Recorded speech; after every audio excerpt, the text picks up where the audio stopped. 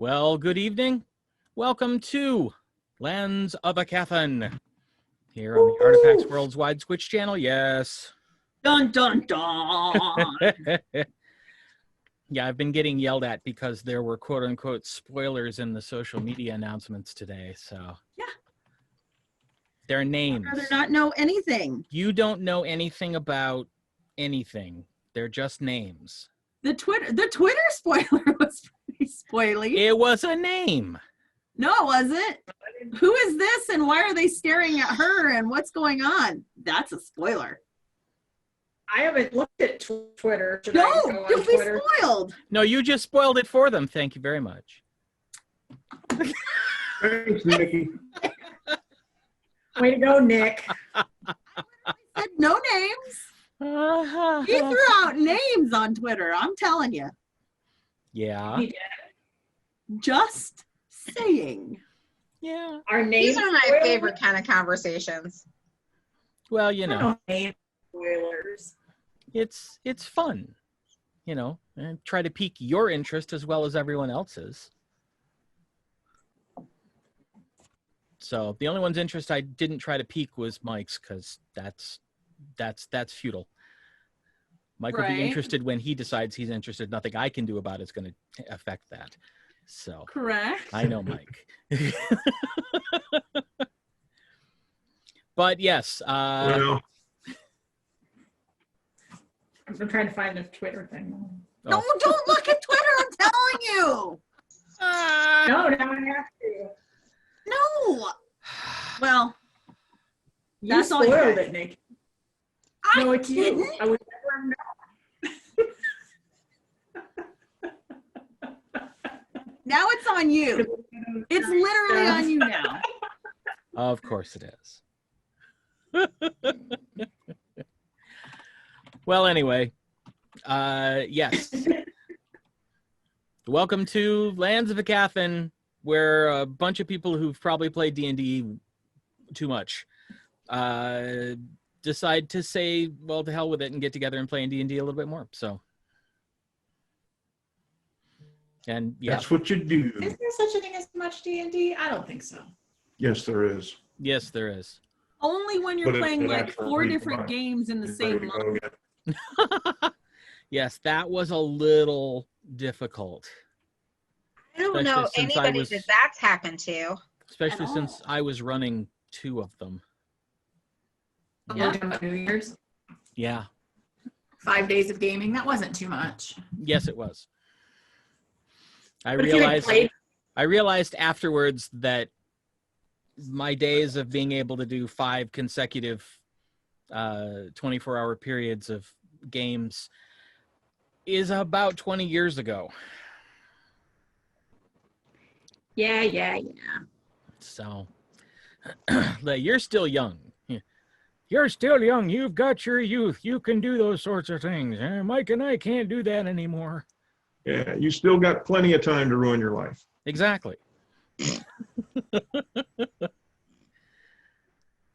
So, Hey, now Twitter makes me think we're going to meet a creeper. What? See, that's on you. Is it? Is it though? is it really? It is all on her. I'm going to say, I'm going to call bullshit on that. Just, Okay. You know, That was originally Let's on just him, say and this that's was a group definitely effort. originally on him. Mike's the only one not to blame. right? Well, no, Annette didn't have anything to do with it either. Not a damn thing. She didn't. No, And it's did I just- look at Twitter? No. It's just the triumvirate of spoilersers. I know. So, Okay. well, Okay. let's go ahead and run the intro, and then we'll get into the meat of tonight's game and see if Well, we we can. haven't even gotten to the intro yet. No, Nope. no, No.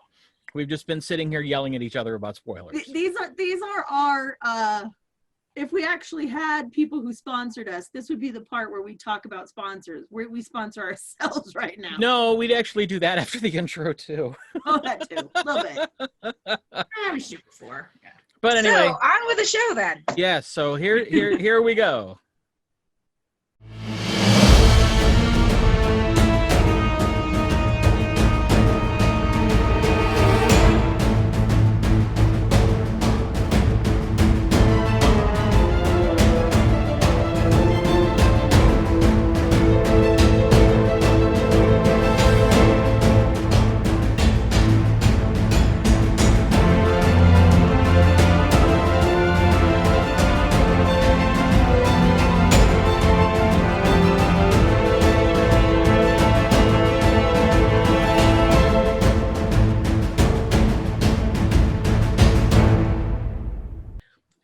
welcome back. So, when last we left our intrepid band, they had completed a couple of significant things. Aribell completed her trial and was officially admitted to the Paladin Order of the Golden Star of Terrora. And You're a the- paladin. yes, fully and completely, with all rights and privileges thereof. And then actually set out overland from Costed's Wave, headed for the remote citadel known as Thunder's Edge. You made it to sort of the great central crossroads, and there you encountered a father and son, Osmond and Aaron Fellis. Osmond was sort of chaperoning Aaron to the Tower of Azanor, where Aaron hopes to study divination. I can talk. Take two. Yeah, where Aaron will be studying divination at the Wizard's Tower. After a pleasant evening, Zorith kind of took young Aaron under her wing, started explaining the constellations to him, gave him his first spell book, and told him to introduce himself to her mentor, Oberst the Lucky, in the Sorcerer's Tower once he got there. And the evening passed uneventfully. They said their goodbyes in the morning and began their second day of travel. The Fellises heading northeast, our group heading southwest toward the Great Stonebridge. And that's where we pick up. Great.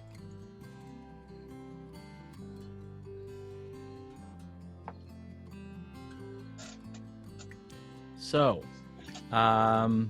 who's riding up front? I believe we said it was myself and Tasha. Tasha. Okay. Yeah, I think. All right. I'm in the Then back to keep an eye on Zori. It's a tough job, but somebody's got to do it. Apparently. clearly, Keep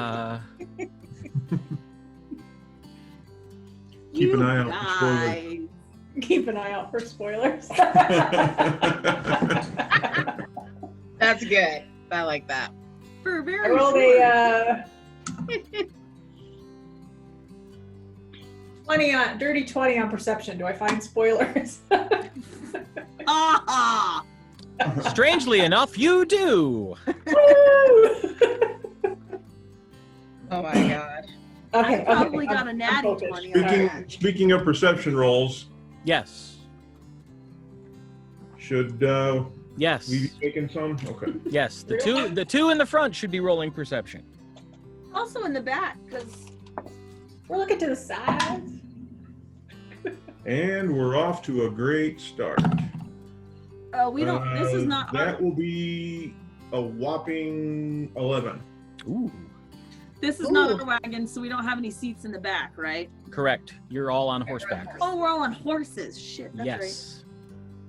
I got a whopping 16. right. I also got a 16. I got a 13. I see the back of Arimynn's horse. Right. Right. Well, as you're riding along, Zorith and Tasha, Yes. you hear an odd buzzing noise Uh-oh.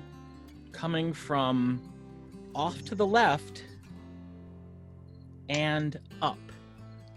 Does it sound like those wasps that we had encountered before? It sounds exactly like those wasps you encountered before. Wasps. You weren't there. You weren't with them yet, Tasha. You weren't Oh, there. good. We encountered some nasty wasps. Hey, you guys, I hear They're the. nice wasps. Just asking for a friend. Better than the flying spiders. Flying spiders. They weren't There has to actually be flying. six. They had vestigial wings. Creepy. Not helping. Wait till Mike draws those. Ugh. Moth spiders? Yeah, I can't wait to see those. Large winged insects. You guys, I hear the giant wasps. And I point to the general area. Can I? Yeah, what's that Yes. buzzing noise, man? You, Zorith, since you know exactly what they look like, are scanning and you spot them headed your way. You have about a round before they get to you. How many? 2 that you can see. Okay. How far did you say? Didn't say, Oh. because the only people that get this extra round are Zorith and Tasha. Alrighty. So, I get out my crossbow. Do we All right. roll for a niche or just? Nope. We'll roll for a niche after this first round, Oh, okay. because this is you actually spotted them before they got to you, so this counts as a surprise round since they don't have any distance attacks. Okay. So, yeah, Tasha. Well, why don't the 2 of you go ahead and roll an ish? Oh, okay. 21. That's gonna be her. I rolled a 2. With Okay, your that's- bonuses and everything? No, it's 5. Oh, okay. Right. Hopefully the next round of Anish will go far better. I'm pointing them out to you. I'm far too busy pointing them out to you to get my stuff together first, apparently. Okay. 18 to hit. Let's see. What is your range with the crossbow? It says 80. Okay. Then, yes, that will hit. Woot!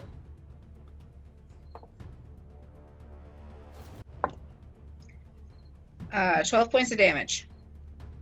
Ooh, nice, babe. All right. You launch a bolt out of your crossbow at it, and you manage to implant the bolt in the large abdomen of the thing, and it falters in midair. It is now flying a bit slower, but it is still airborne. Wonky. And I point and say, problem? I think there's a problem.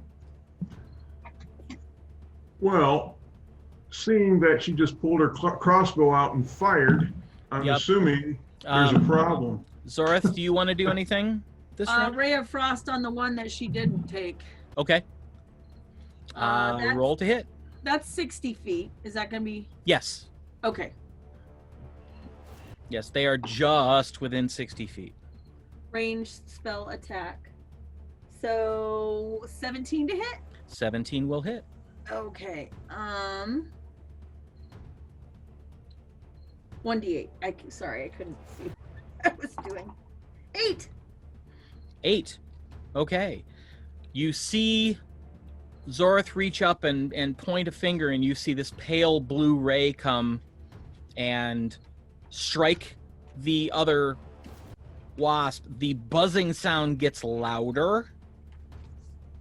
It's clearly not happy, but it also appears to be moving more slowly. Its wings don't seem to be beating quite as fast. So, Brilliant. all right. And now we get to, Better than a 5. Better than a 5. yes, we get to the rest of the group. Exactly the same. Do we roll Anish again? No, you keep your same inish. Oh, well, good. It But, was still a 2. Arimynn and Aribell should roll. 18. All right. Cool. 6. A natural 1. Wow. Let's get them all And out I'm of the way still right now. faster than Zorith. She only rolled a 2. All right. Tasha, you Okay. are first in the round. Okay. It's gonna be a night. 21 to hit. That will hit. Which one are you Okay. hitting? The one that I already hit. Okay. And 10 points of damage. Oof. So close. Oof. Woof. It is having a lot of trouble staying up, but it's coming into striking range. Aribell. Right. I would like to attempt to hit it with Sacred Flame. All right. A dex save 13. All right. Now, which one? The one that's closer or the one that's still further out? The one that's hurt more. Okay. Let's see.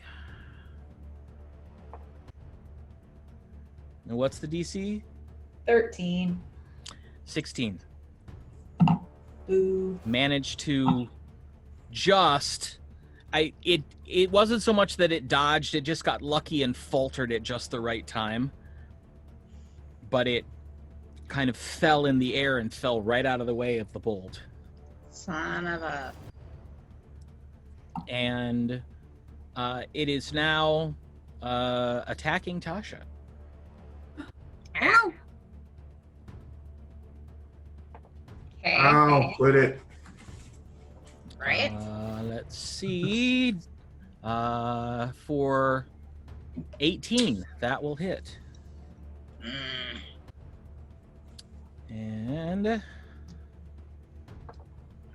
for 6 points of piercing damage, and I Ow. need you to make a Constitution save.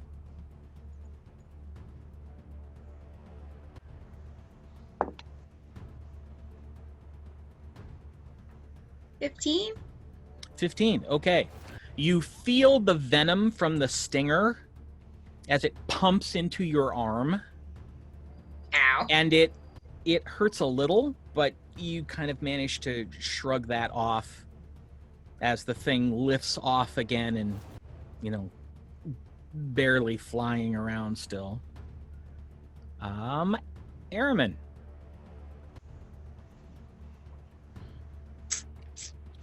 There is one that is probably from you about 8 feet away, and one that is still about 20 feet away, yeah. Okay. I hop off of my horse, pulling out my bow, and I'm taking a shot at the one that's a distance away. Okay.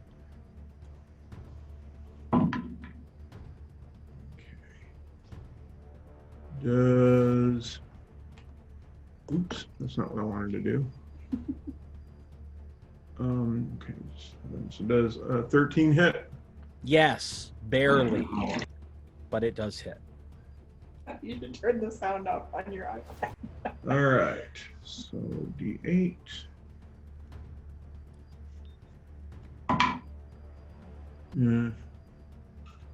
Yeah. 7 points of damage. 7 points of damage. You see your arrow shear off one of its back wings, and it begins to falter in midair, but it is still barely airborne. Limping along. Yep. And Zorith. Before, is there a way that I can use my horse to hide? Yeah. You can move around. You won't be able to necessarily hide, but it'll at least give you partial cover. Okay. All right. I do that. Okay. All right, Zorith. I am going to tug my hair again and say brr and do Ray of Frost again. Which one? Same one? Same one. Okay. You 14. 14 hits. Oh, good. Okay. 7 points of damage. And a novelty ice cube with a giant wasp in it falls to the ground and cracks. That one is no longer a problem. Brilliant. All right, back up to the top of the marching order. Tasha, you are now in melee combat Oh. with the wasp because it is circling to try and figure out where to sting you again. Can I get my sword out then? You can use that. You can use your bonus action to switch weapons. Okay. 18 a hit. That will definitely hit. Okay. Oh. 2. And I'm gonna use both hands since I got. Okay. So that is 13 points of damage.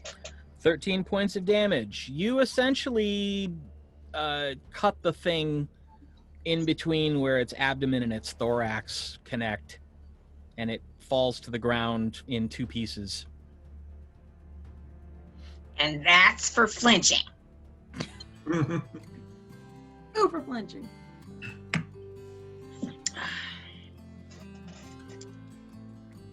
All right. Well, there don't appear to be any more right now. Just the 2. Yeah, that's what it seemed like. Yeah. We're keeping our eye out for Theranox also. Oh, no, we're not, because we can't. Well, we are, but we can't bring him home because we're headed the wrong way. You'd No, have to but freeze for a I was while. going to say, if you found one, you could eat it. Yeah. All right. Do the And if do we the found an giant egg, wasps. Trying to think if I have anything to put their stinger in. If I cut off just their stinger. We're not headed back to anywhere that would be able to use it, so never mind. Probably not until you get to Thunder's Edge, but Right. All right. That's it. all right. Hop back on the horse. Let's get out of here before there are more of them that show up. Did Tasha get hurt?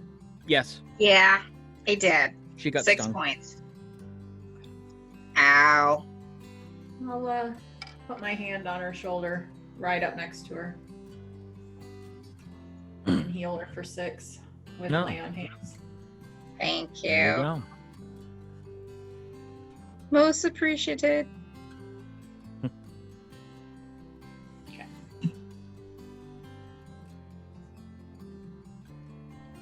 All right.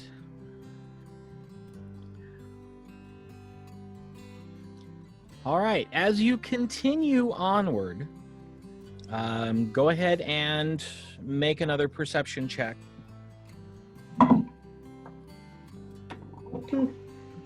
Eight.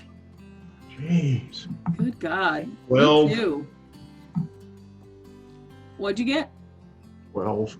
I got 11. What are we doing? Perception. Ugh. 10. I'd like to use my passive perception since it's higher. Damn. We know nothing. Don't quite work that We're way. Jon Snow. You know nothing. Sergeant Schultz. For you older people out there. Yeah. Mhm. All right. We So, know nothing. so what did you Oh. all get? I 10. got a 12. 12. 11. 8. 8. Jesus Christ. Oh, All it right. must be I talking. had the best perception roll. Great. Well, Great.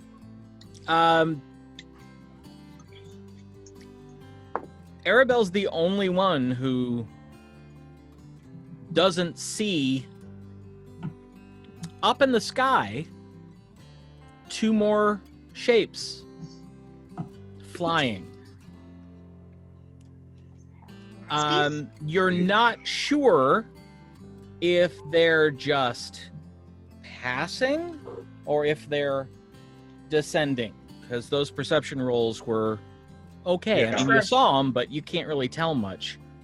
I wonder if there's a nest nearby. Do they have Maybe. nests?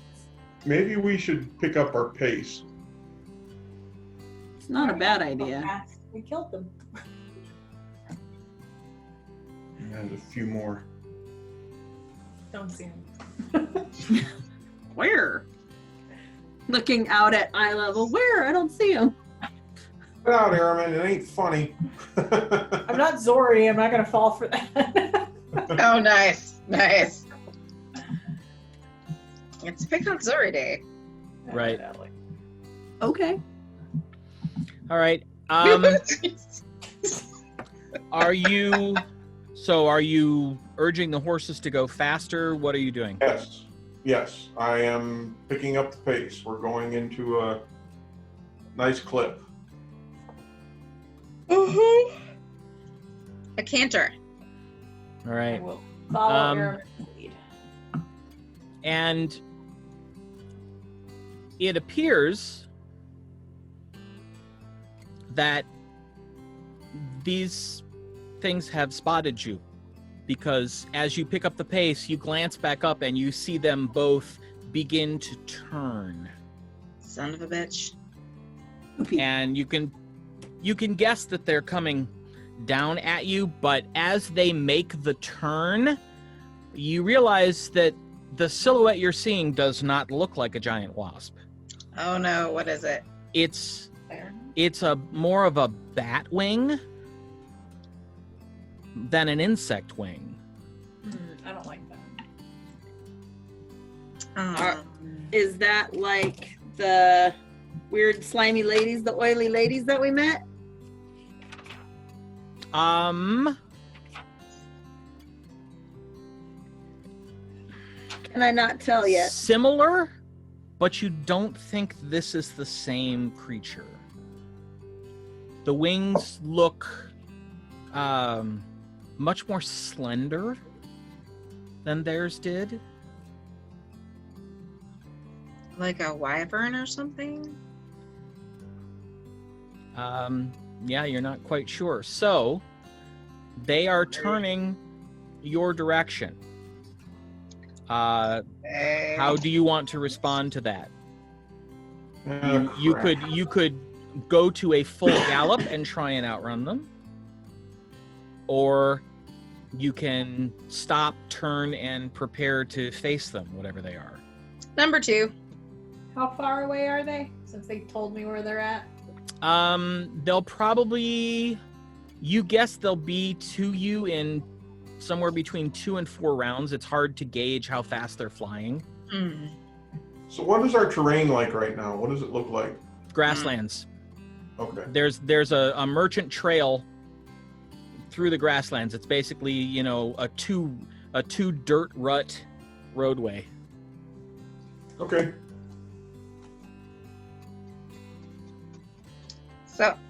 So I don't know. What do you think? Should we stop and Well, prepare? yep. They want it. Let's give it to them. Okay. Probably, yeah. all right. We'll stop the horse and get off of it. Yeah. So can we do stuff to prepare since they're not here yet?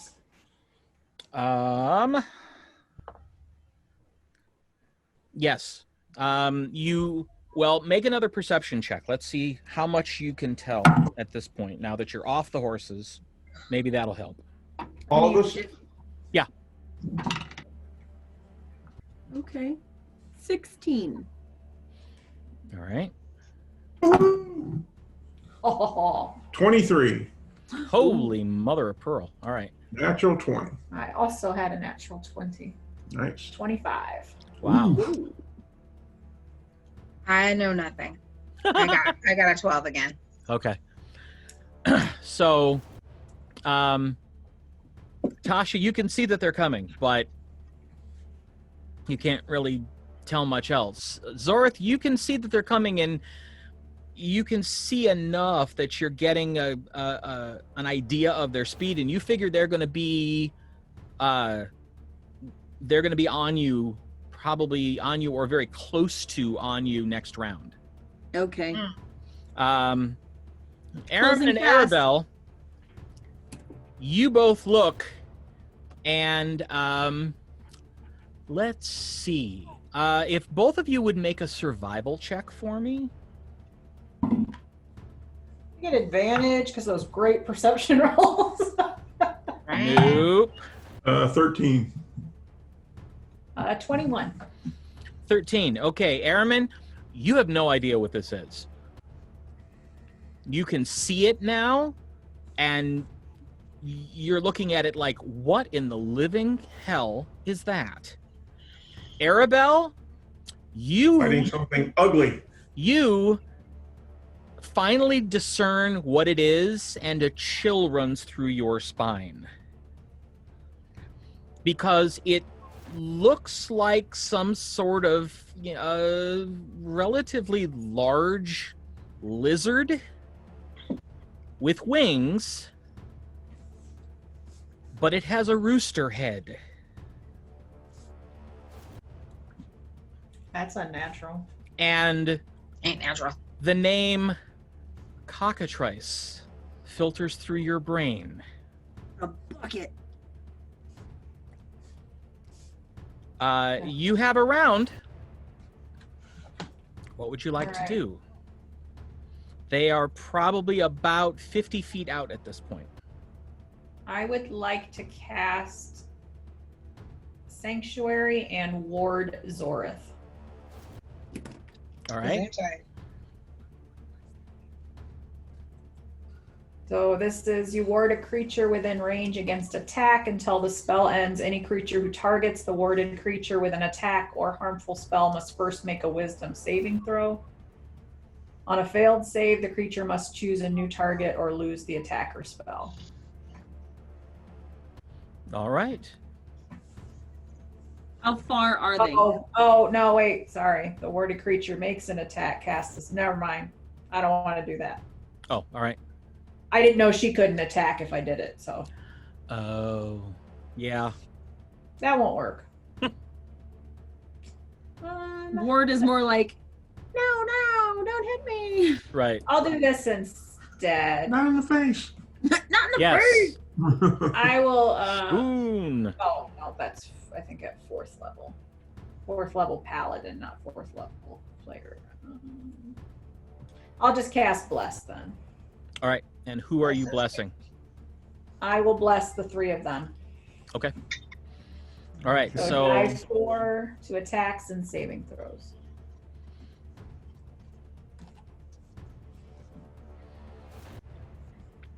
all right. So that's what Aribell is doing. Why did everybody go ahead and roll an ish? What level are we now? From a 20 to a 1.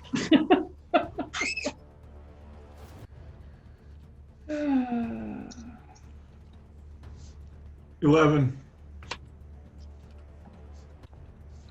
Ooh. 23. 2? I rolled a 1. Who was 20. the 2? Oh, Aribell was the 2. Okay. Dirty 20 for me. Nice. 23.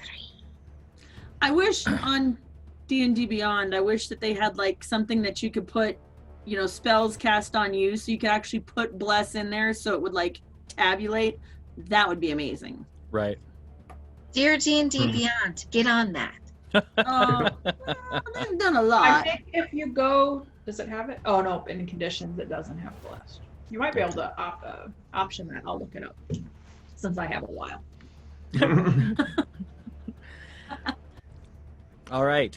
This is still the round before they get there. Aribell has gone. Tasha. These are great questions. I'm gonna cast magic weapon on my sword. Okay.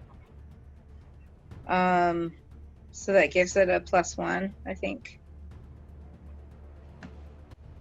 Yep, plus Yep. 1. To hit and damage, yep. All right. Yep. S- And, Yep, and that's what you'll do unless you want to move.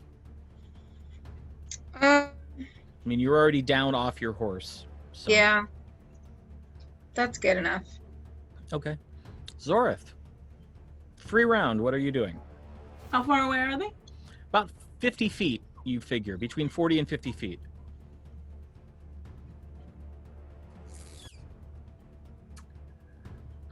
I'll do Ray of Frost on one of them.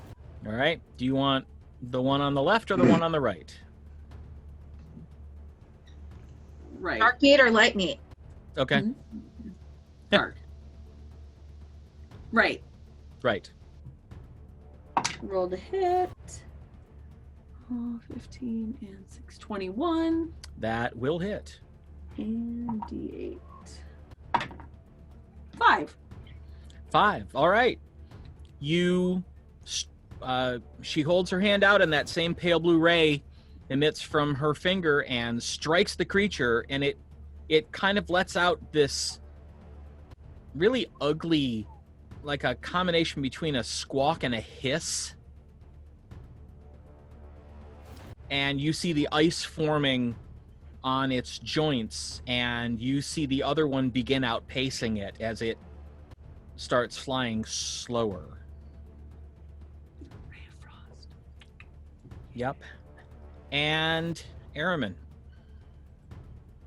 All right, we're going to send an arrow up at Frosty. Okay.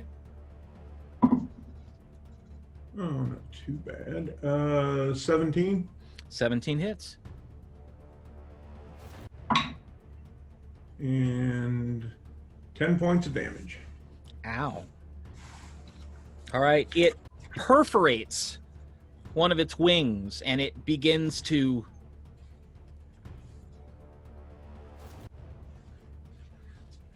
All right. down to the ground. All right. Now I need everybody to roll an ish. Oh, no, we did that already. We That's did. Right. That's right. We did that already. So now we'll just... Yeah. So after I fired the shot off, I drop the bow down on the ground and pull out my swords. Okay. Ooh, And then scimitars, activate right? the Aren't wand. they? Isn't one of them that fancy scimitar? Yeah. Yes. Oh, exciting. All and right. I activate it. Got it. All right. To an ish. Tasha. How close are they now? The one that no one has touched yet is in melee. Oh, okay. Well then, I hit that one. Okay. And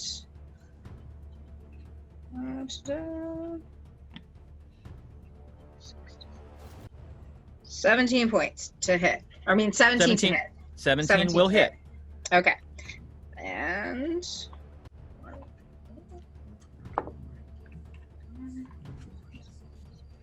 9 points.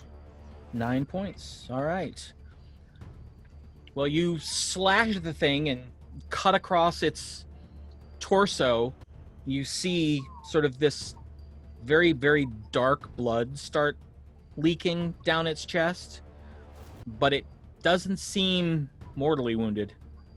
Well, yeah. I mean, it was just.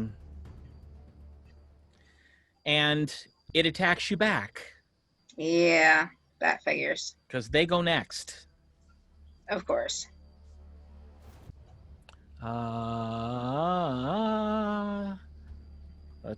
A 20, not a natural 20, but a 20. That will Ow. hit you. Yeah. I need a different die that I don't have out. Hold on. All right, there we go. Ooh, for a big whopping 3 points of piercing damage as it bites you. But I do need Bitch. you to make a Constitution saving throw, please. Oh, rude. Remember that you are blessed, so you get an additional D4. Okay. Oh, I rolled a 20. Oh, well, So- then don't worry about it. So that is, you said con? Yes. So 21. 21. You feel where it bites you, you feel this coldness like flash out into your body, and you feel your joints start to seize up just slightly, and you kind of just shake it off. But you look down, and where it bit you, the skin all around it is gray. Ooh. Uh-oh.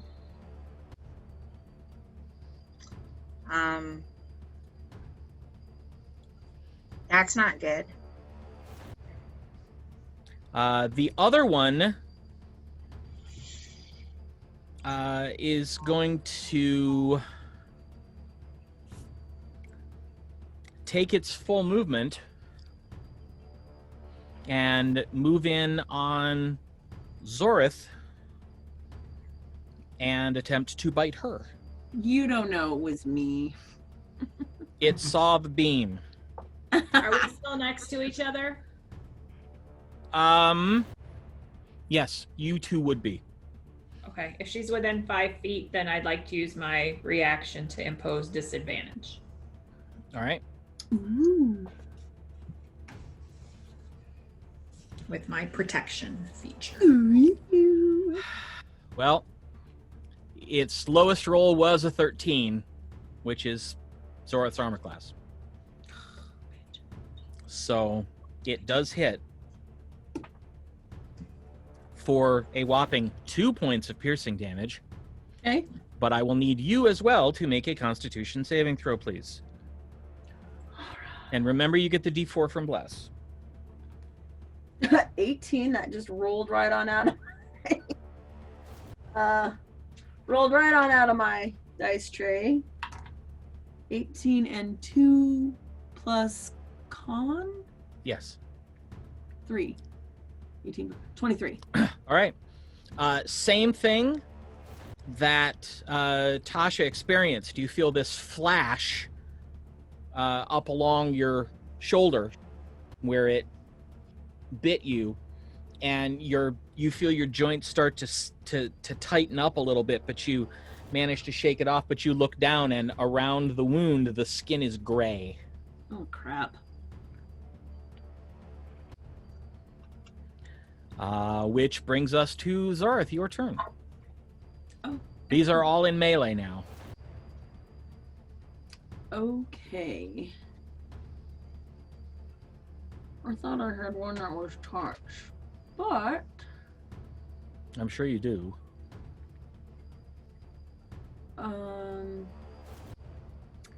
you'd think I would know what it was. Oh, there it is. Shocking grasp.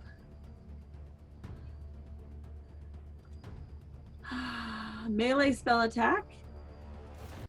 They're All not right. wearing armor of metal.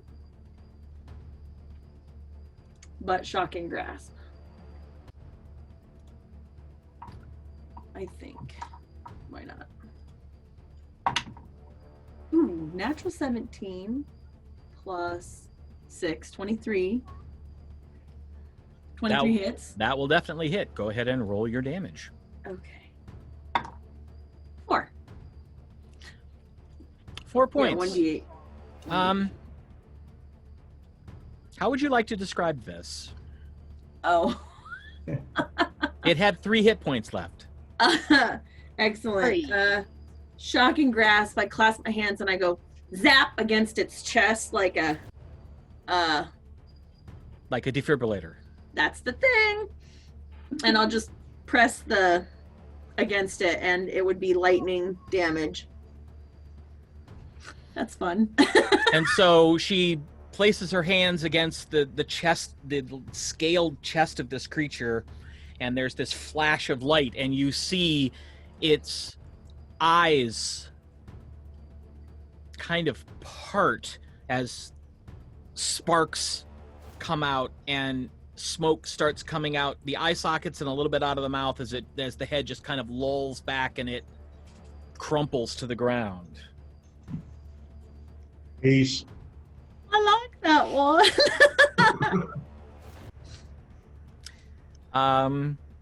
Arimynn. Okay, I would like to. This thing is in melee with Tasha. Tasha, right? Yep. I would like to use my movement to flank this thing, Okay. and then Easily take done. my Easily done. and then take my attacks with my weapons. Very well.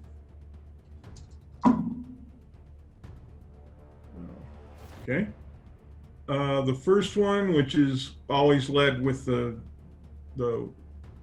magic one, so Right. yeah, that's gonna hit 22.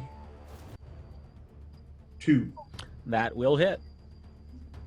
All right. You want me to do damage first or get both rolls out of the way? Go ahead and do damage first. With that particular sword, do damage first. Okay. Because that sword is nasty. And sneak attack. Makes it And sneak nastier. attack, yes. All right. So it's D6 damage, I believe. Yep.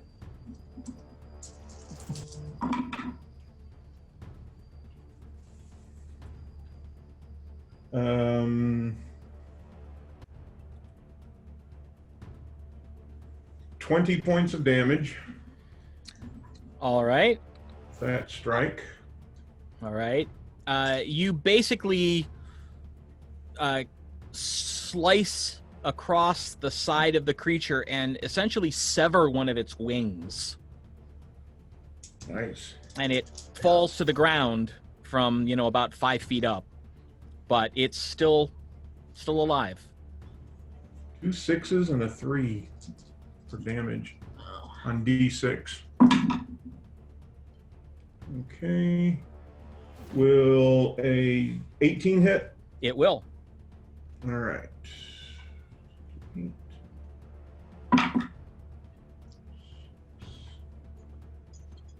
11 points of damage with the other weapon. All right. How would you like to describe this one? It skewered. I just Okay. run it through. All right. So Arimynn steps up to this creature on the ground with only one wing, unbalanced, and just lances it right through the center of its body. The sword tip comes out the back of it. And it just kind of goes and slumps to the ground. Yeah, I rolled D8. Oh, I did. I forgot about that. What?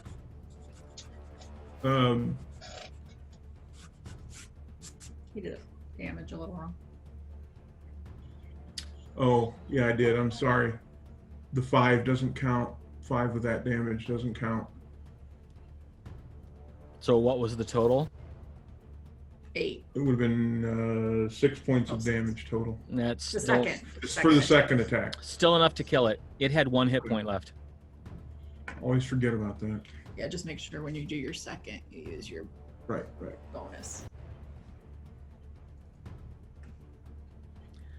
Cool.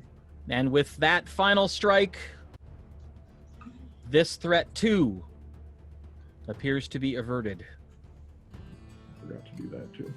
I wondered what the special thing was. Yeah. Cool. Cool. So I knew what these things were, or at least I'd heard of them. Do I know what they were doing to them? Yes. The bite of a cockatrice turns creatures of low resistance to stone. I have a feeling that That's it what I was figured. Now petrification. it's temporary. It lasts a day. So that wound won't spread. No, but because it's you just resist gonna it. be- Okay. Well, it will heal normally, but the discoloration is because of what the venom in the bite tried to do to you. You managed to resist it, so it didn't spread any further than just that wound. Well, I'll heal both of them. Thank you. I only need a small amount. Yeah, me Well, too. Lay on hand, so it's 2 for Zori. Yep. And how much for you, Tasha? 3. Got it.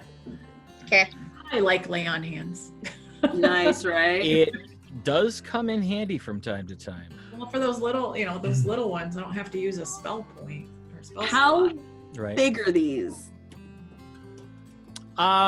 Probably about.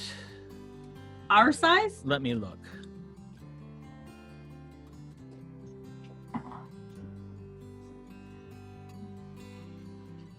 Probably about the size of a German Shepherd. Oh. I go over to one and I kick it in the side. Ouch! How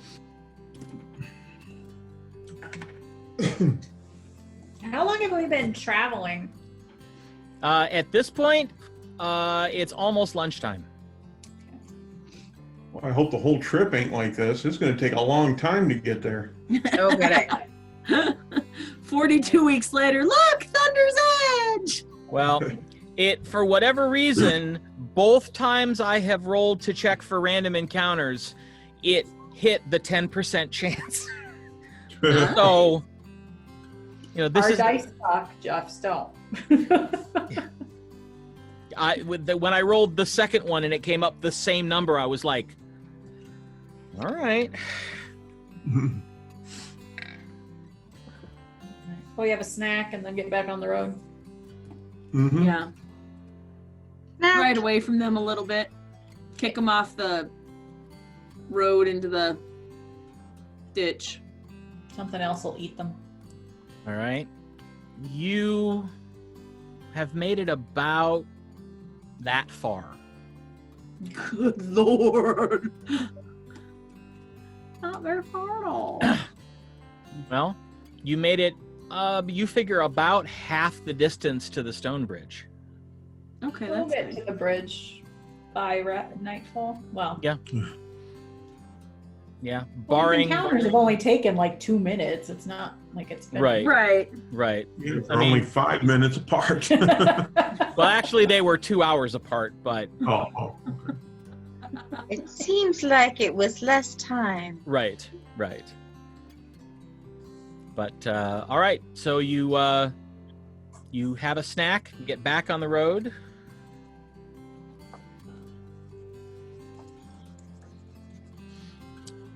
The rest of the trip, you are unmolested. Ooh, we're in Thunder's Edge. The rest of the That is day. exactly what he said. Sad. The rest of the trip for the day. Oh, okay. You reach the eastern edge of the Stonebridge right about sunset. I need everybody to roll perception, please. Oh, we've done so well with that. I'm gonna use guidance. For Yes, I can. Tasha, roll with advantage. Oh, Yeah, girl. excellent. 13. Ooh. Well, Best roll I've had all night on perception. same. 21. 21. 27. Holy hell. I know. 8. 8. I finally know things. It feels so Alright. good. I'm looking at the water. This bridge is absolutely freaking huge. Huge tracts of land. Hold for a moment, and I will try to figure out how to show it to you, because I do have a picture. Woohoo! That's Suddenly what I she hear said. Bridge of Sighs. I wonder if there's holes underneath of them.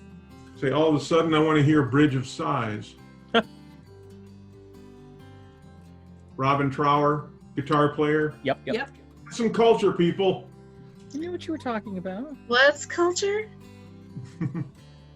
Jeff got it.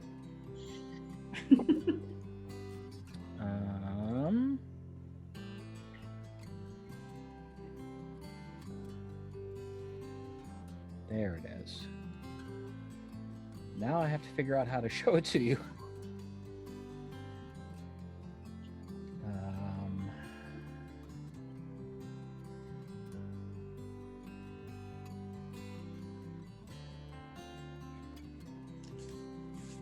So. Oh, right. It would be there. Yes. Hello. I found it. As soon as it loads. Don't you just throw it in roll 20? I think that's what he's trying to do. Oh. Yes, that is what I'm trying to do. Oh, please.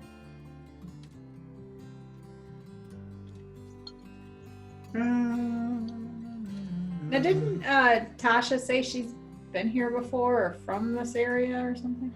No, she's from up north, actually. Oh, okay. Canada. Yeah. She's from the UP, eh? The Ubers. She was from Canada. She'd have run back by now. Sorry. Well, while I'm pulling this up, you are riding toward the edge of this massive stone bridge, and it's been a rough day, and you're kind of tired.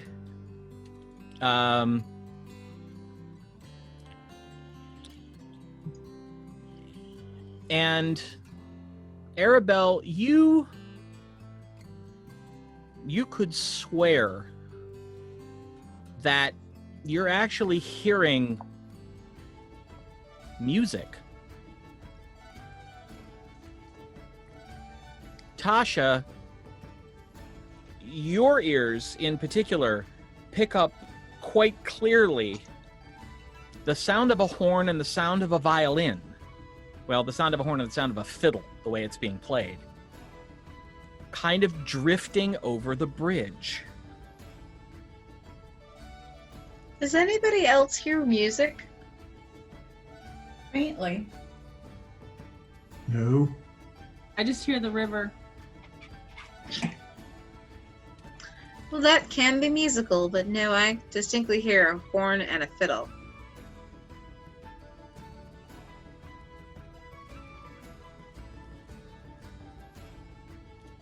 Well, How far across the bridge? How long does it take to cross the bridge?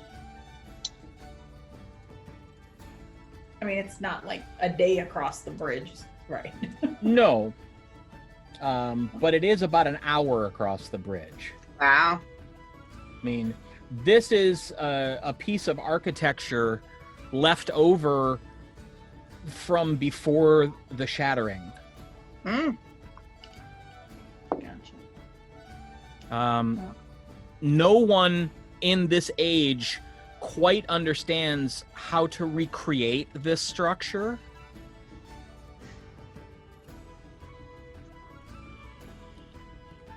Well, But bricks, obviously. yes, but it's a matter of the support. They're not quite sure how to get arches of this size and relative slenderness to stand. Magic. Could be, except it's been Nah. examined for magic and it's not magical. So it could be that there was magic used in its creation. But Herman kind of passingly studies it and is quite impressed with it. it is massive. It allows access across the Great River that leads from the lake to the north to the ocean to the south. It runs about 2/3 the full north-south distance of Aecathan, that river. That's a cool looking bridge. Do we want to go ahead and cross? Yeah.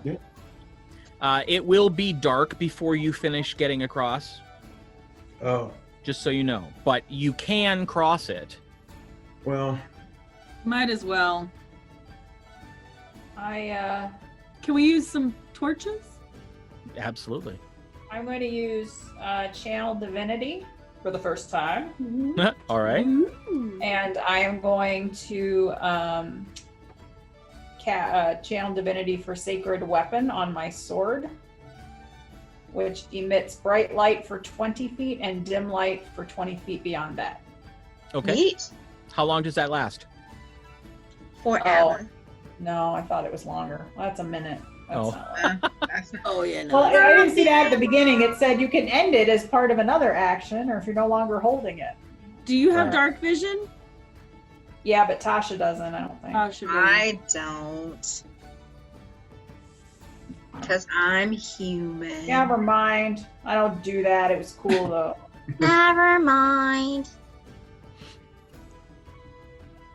Do you have light? No, but I have a torch. I'm pretty sure. Yeah. Bummer. Good. No fun. I'm sorry. Oh, You want me I to don't have light a any- torch? I was going to say it would probably be in a kit, Yeah, like if you have a traveler's kit. Or something adventuring like gear. that. Yeah. Adventuring kit. If I light a torch, will it help her be able to see? Candle. Yeah, I have a candle too. I'm like, really? A candle? Yeah, we need to get some stuff, man. Right? Okay,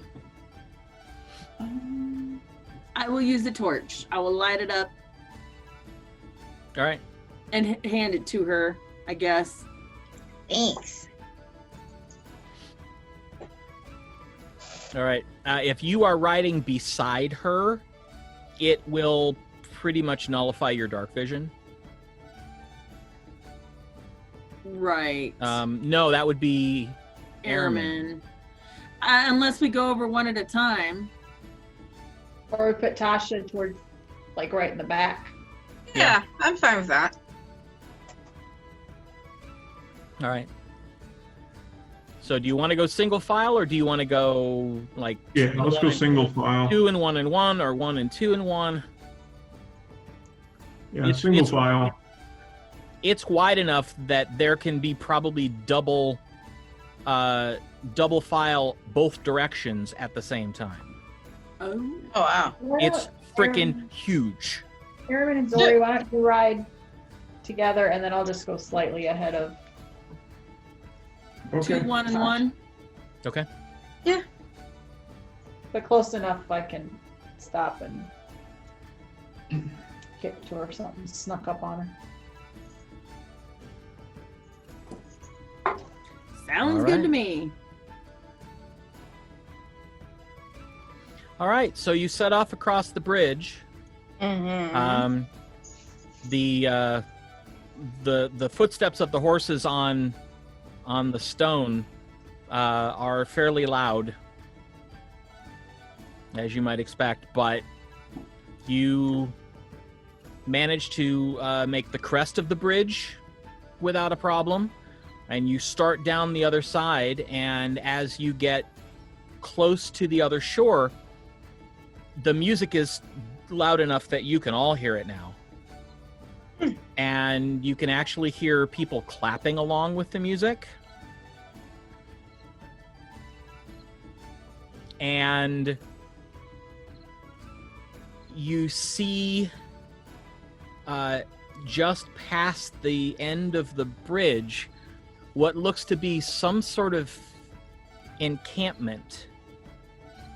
There are several tents that have been put up, and they're fairly colorful from what you can see from the torches in the camp itself. And you see there is one main large fire pit around which a couple dozen people are clustered, and there seem to be about 8 people between the clustered crowd and the fire, all dancing. and you can just make out on the far side of the fire what appears to be a small band. They're about 4 musicians. Nice. I lean over to Zori and I'm like, these guys are really loud and bright.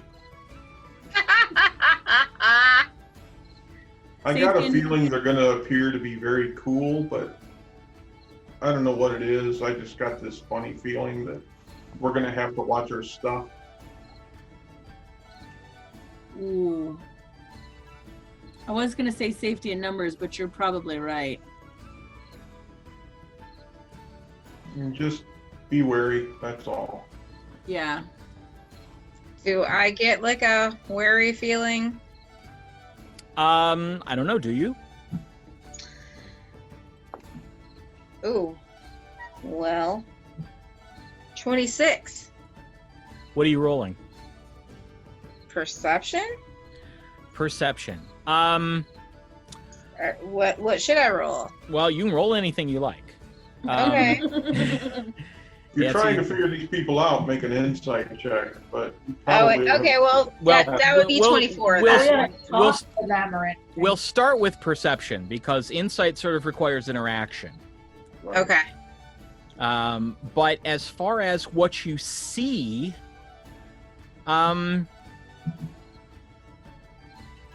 who you are and what you do, make a history check.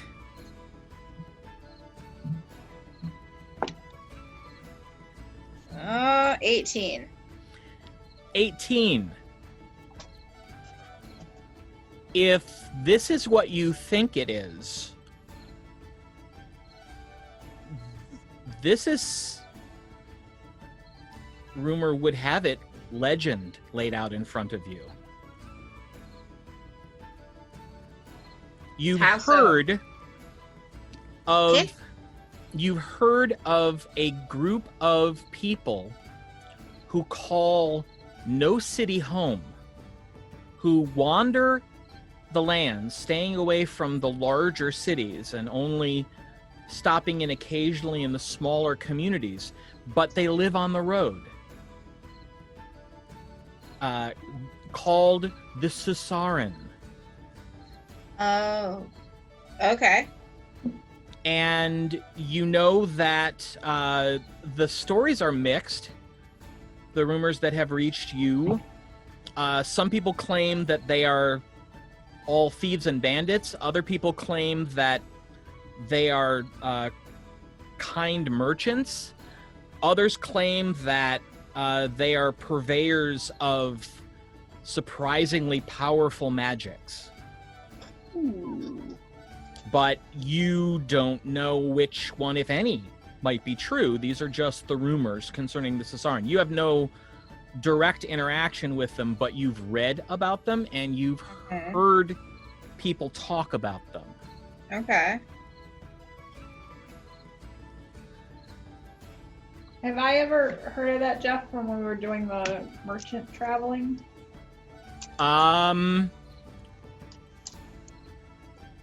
You will recognize the name once somebody says it, Okay. but beyond that, Okay. you don't really know. I say I think these are the Susaran. Is that good or bad? It depends. Well, it's possible that they're good folk, and it's possible that they're a little sticky with their fingers. Tasha, the one other thing that pops into your head, the one final rumor that you heard from a traveling sage that you talked to who came through Arima at one point. Mm-hmm. He believed that the Susaran are the only remaining culture that may remember anything about Aecathan before the Shattering. Ooh. And so I say it's possible that they actually know stories of what happens before, what Aecathan was like before the shattering. Fascinating. Who That is cares? fascinating. I've heard lots of different stories about this group of people, but I've never actually met them before. Hmm. You know, stay on your toes. Always do. Do we want to just move past them then, or stay? What do you want to do? Where do you want to camp? I don't know. I mean, it's getting late. We need to camp pretty soon. Yeah, I mean, they're here. I mean, we could come over here. Yeah. I like that plan. As we ride by, we make our, your 2-finger salute when you're driving in the car. As you are approaching them, you see one of the dancers stop in mid-twirl, throw their hands in the air, and everybody quiets down, and you hear a voice say, "Good friends, it appears we will be hosting this evening. We have visitors." And they all turn and look in your direction. I just kind of turn and look at Zori, like, He rolled yeah. he rolled a 20 for perception. So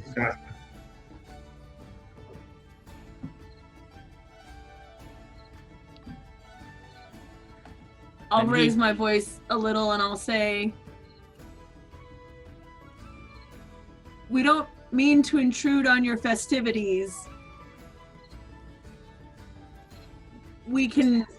you see him walking your direction, and you see everybody kind of part to let him through.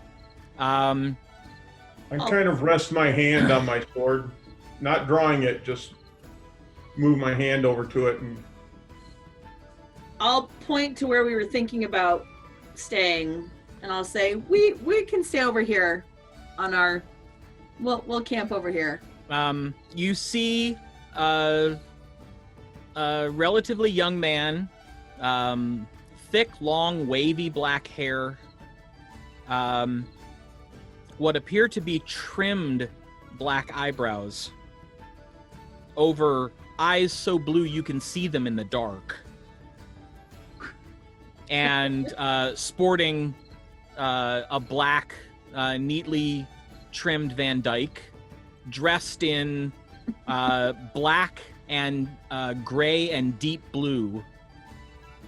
He walks up until he's about 10 feet away, then he stops and... "Please, what kind of hosts would we be if we did not offer you the hospitality of our fire? I am Urman Vazana, speaker of the tribe of the Susaran. Please, be welcome at our fire."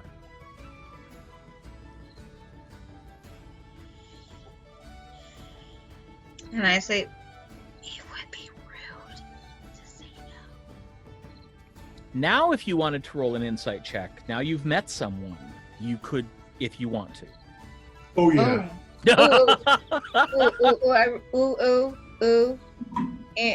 Insight. 25.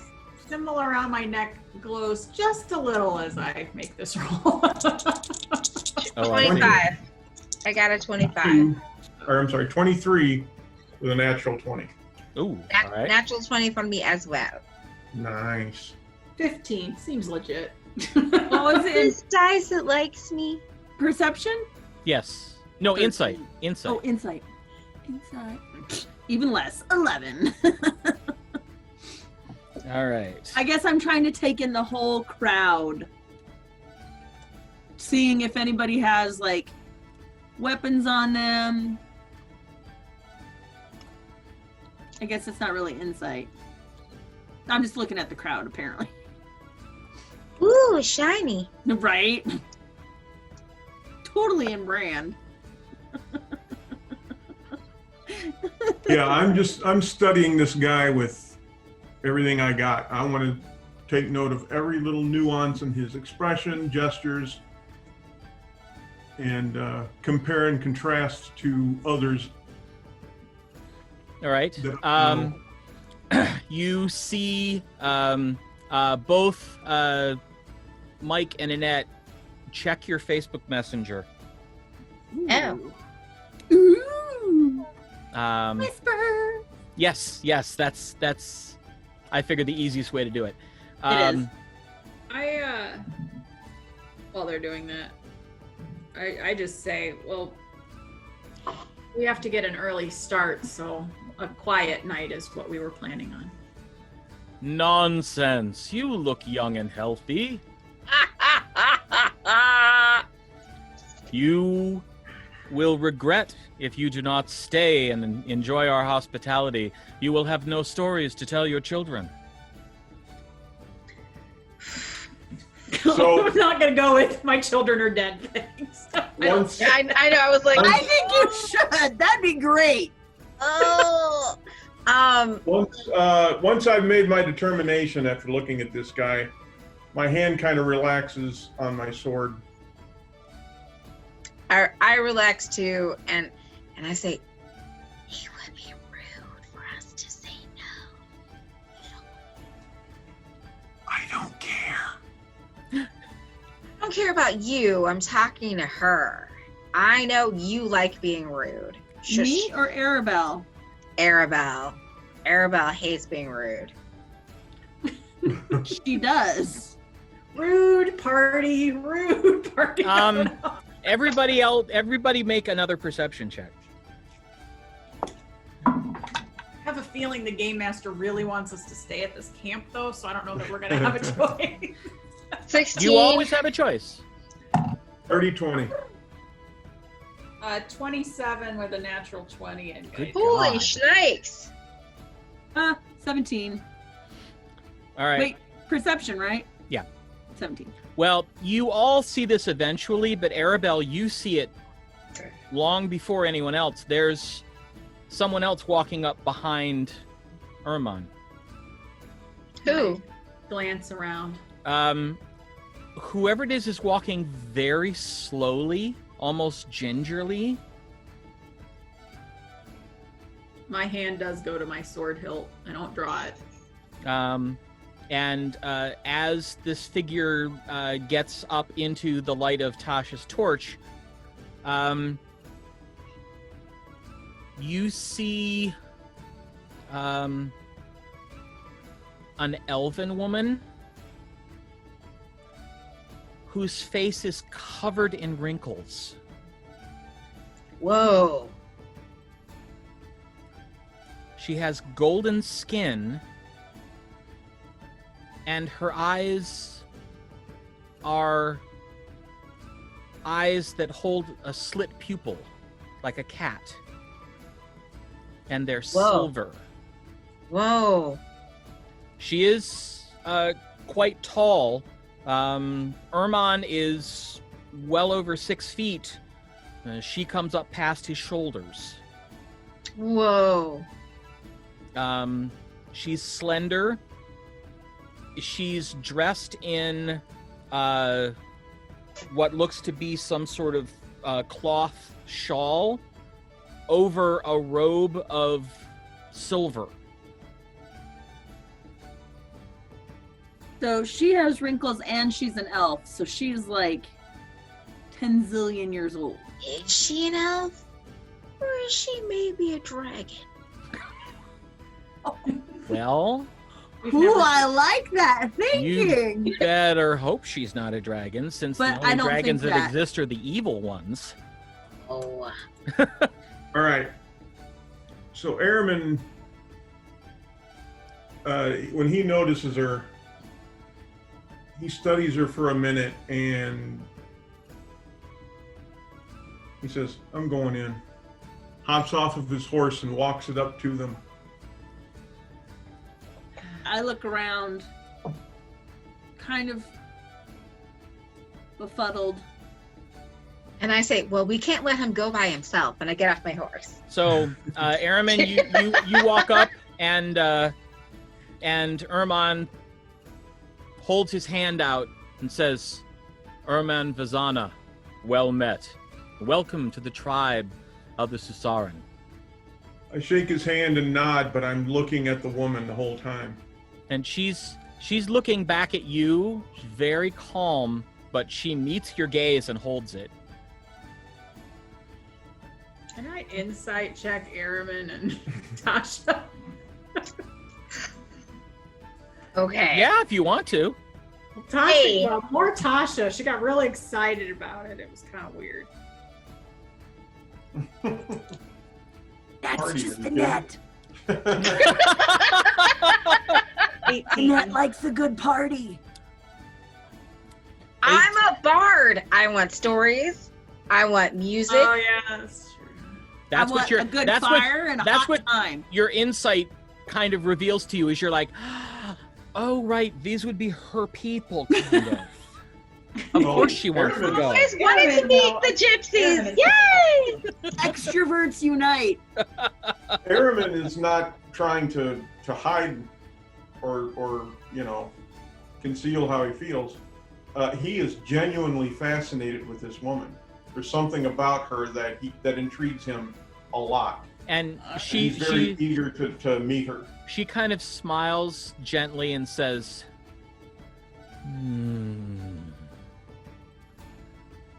there's boldness in this one. I can see that. Yes. Come to our fire, young one. I look at Aribell because we're still on our horses, and I Right. shrug like, I don't know what's going on. I look at Zorith, say I have a bad feeling about this, and follow them. Jeff? Yep. We spent some time with the elves when we were young, right? Yes. Okay, so we do know of elven culture and so forth. Yes. I give little. her a traditional Elven greeting. elven greeting of sorts. Something that is more old school. She kind of cocks her head a little bit and says, you do know something. I believe I will enjoy talking with you. And she takes her hand off Ermin's arm and holds her arm out to you. He takes it. His expression softens. And she begins to lead you toward the fire.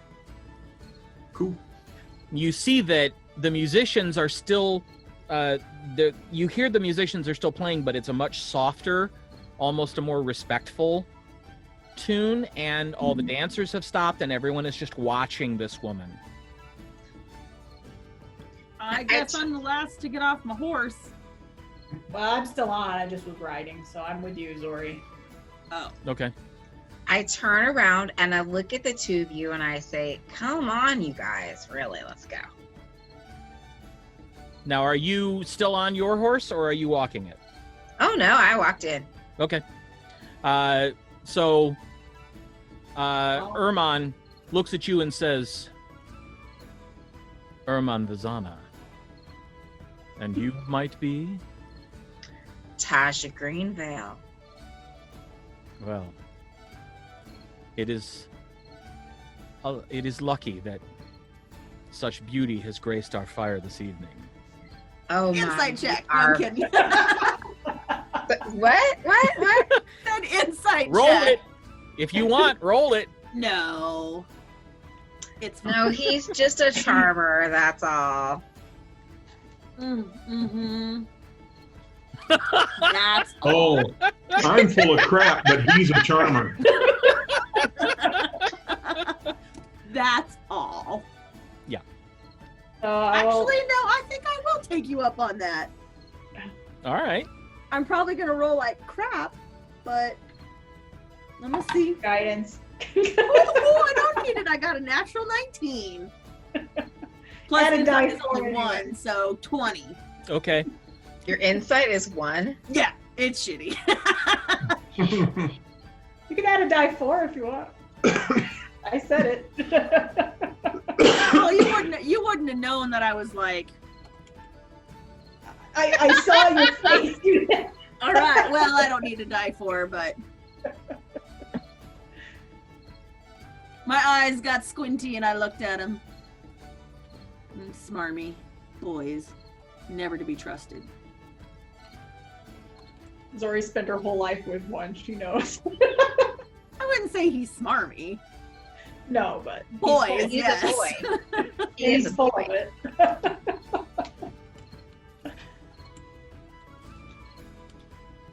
All right. Your insight check is in your messenger. Okay. All right. And he holds his arm out to you, Tasha. All right, we're playing this game. Fine. Don't worry, Zorith and I'll take care of the horses. Well, as first Arimynn and the old elf woman enter, she says something in a language that you don't understand. And three people immediately detach themselves from the crowd and come over. And one of them is a rather lovely young half-elven woman who offers to take your horse, Arimynn. Oh, thank you. Tasha, you see an older human gentleman come up, and he looks at Erman and says one word. It's a language that you don't recognize, but you see Erman just kind of go. But he says, "Lady, may I see to your steed?" Oh, thank you. And I Of give him the course. reins. But I grab my loot. Okay. Your loot and your loot. Make a perception check. LEW. My loot is always on me. Yep. Tasha, I'm crazy. Tasha, make a perception check. 20. You grab the loot off your horse and put it over your shoulder, and you hear in the crowd around you people murmuring, "Oh, she's a musician. We might get to hear something new."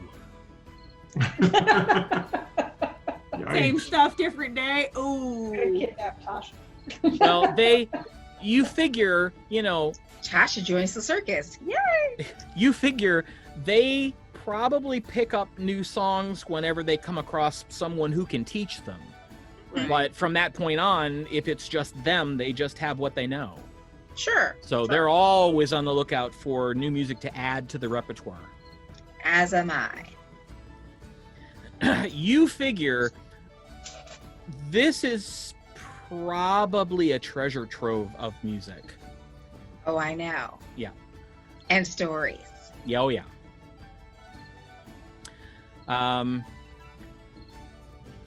Zorith and Aribell, as you ride in, you see an elven woman who looks fairly young. Older, clearly older than you, Zorith. But she has just a couple like laugh lines and a couple crow's feet just starting to show at the edges of her eyes. And she says, she bows and welcome. If you would like to dismount, I would be happy to tend to your steeds. We'll get you something to eat.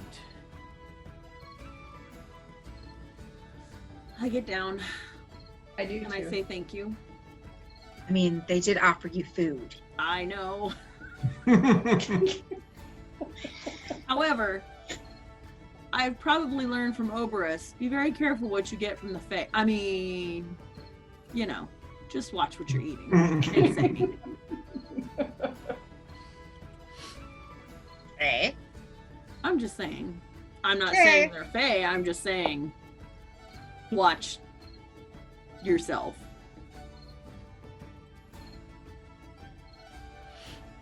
All right. So, Arimynn, she leads you in, and you see that around the bonfire, they have actually set up crude benches. It's basically logs and just planks of wood. But the old woman leads you over to one and sits down and motions for you to sit beside her. Sit beside her. And she says, and what is your name?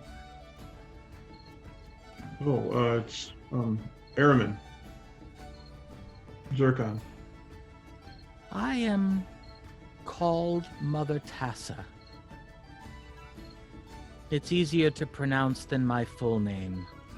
So I have been Mother Tassa for some time.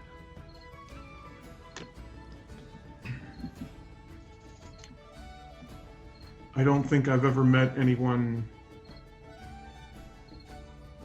with as many years as you have. Of our kind. There are very few left. There are very few who manage to escape. And we are scattered. But Which makes my meeting with you all the more important to me. well, we'll talk about that. Because I believe this might be an important meeting for me as well. But Oh, first, you should eat. What By all types of things do you normally enjoy? Enjoy? She looks toward the bonfire, and as you follow her gaze, you see that there are 3 spits set up on the edges of the fire, and at the base, there are just a plethora of different sized pots all the way around this bonfire, which is probably about 10 foot in diameter. And some of them have lids, some of them don't, but they all have spoons, either, wooden spoons sitting in them or by them. And the smell that's starting to waft over, there's definitely the smell of a couple different kinds of roasting meat, but you can also smell some amazingly spiced stuff in the pots. And it looks like it's just, family style. Everybody goes up and gets whatever they want. Well, I never in my life that I can recall have eaten for enjoyment.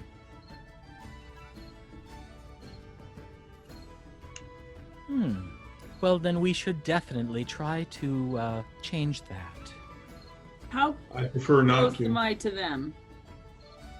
You've all been brought over to this same bench. There's enough room for 8 people.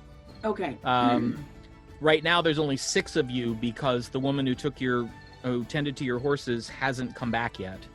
But the woman who took Arimynn's horse has come back, and she's sitting next to Mother Tassa.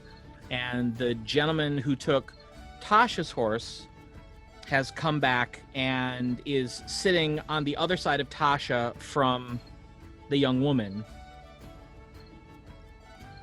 I would greet the elder woman as I would have been taught in Elvish, with a respectful greeting. And she just kind of bows her head and smiles and then says, "Your accent is peculiar, my dear. Where did you learn your Elvish? From my mother. And do you know where she learned it?" Aribell would know where her mother's from, but I hadn't come up with that yet, so. Okay. So you tell her, and she kind of nods and says, "That would explain it. It is an interesting dialect. You are most welcome at our fire, child." Thank you. Anyway, Yeah. he was saying, I prefer not to find food enjoyable Why? because it comes too infrequent. Ah. Well, then let me make my suggestion differently. How best will you feel fulfilled? What type of food will most fill you up and allay that worry? Oh, I prefer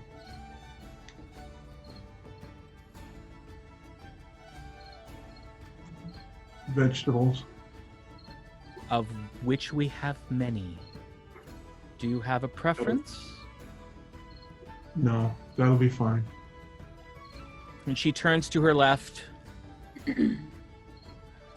and says, "Arlia, a sampler platter, all vegetable, please." She stands up and kind of curtsies quickly and runs off.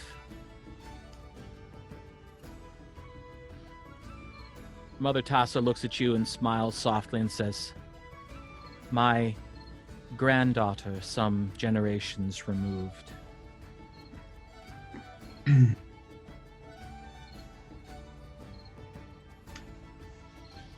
And the gentleman that took Tasha's horse stands up and looks at Tasha and Aribell and says,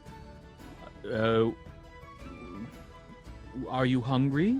Would you care to eat?" And Zorith, are you on the bench now too? Yeah. Okay. I'm gonna be standing like alongside it, kind of getting a little bit warmer, closer to the fire than Okay. sitting down yet. Okay. Well, then he looks at the two of you and says, "Are you hungry? We have been eating, but everything is still warm, or in some cases quite hot. I would be happy to serve you, or simply get you plates and utensils, and you may serve yourself, as we all have. Whatever you're most comfortable with." I would be happy with a plate and some utensils. Thank you. I don't need to be served. Thank you. I can. Very well.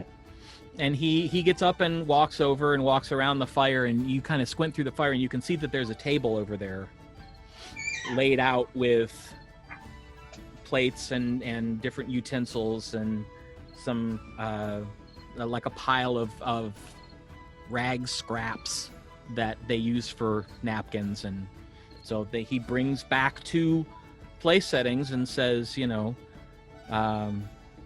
there you go. If you need help identifying anything, don't hesitate to just put a little of something on your plate and try it to see if you like it. We will take no offense. We make a variety of foods because we have a variety of wants.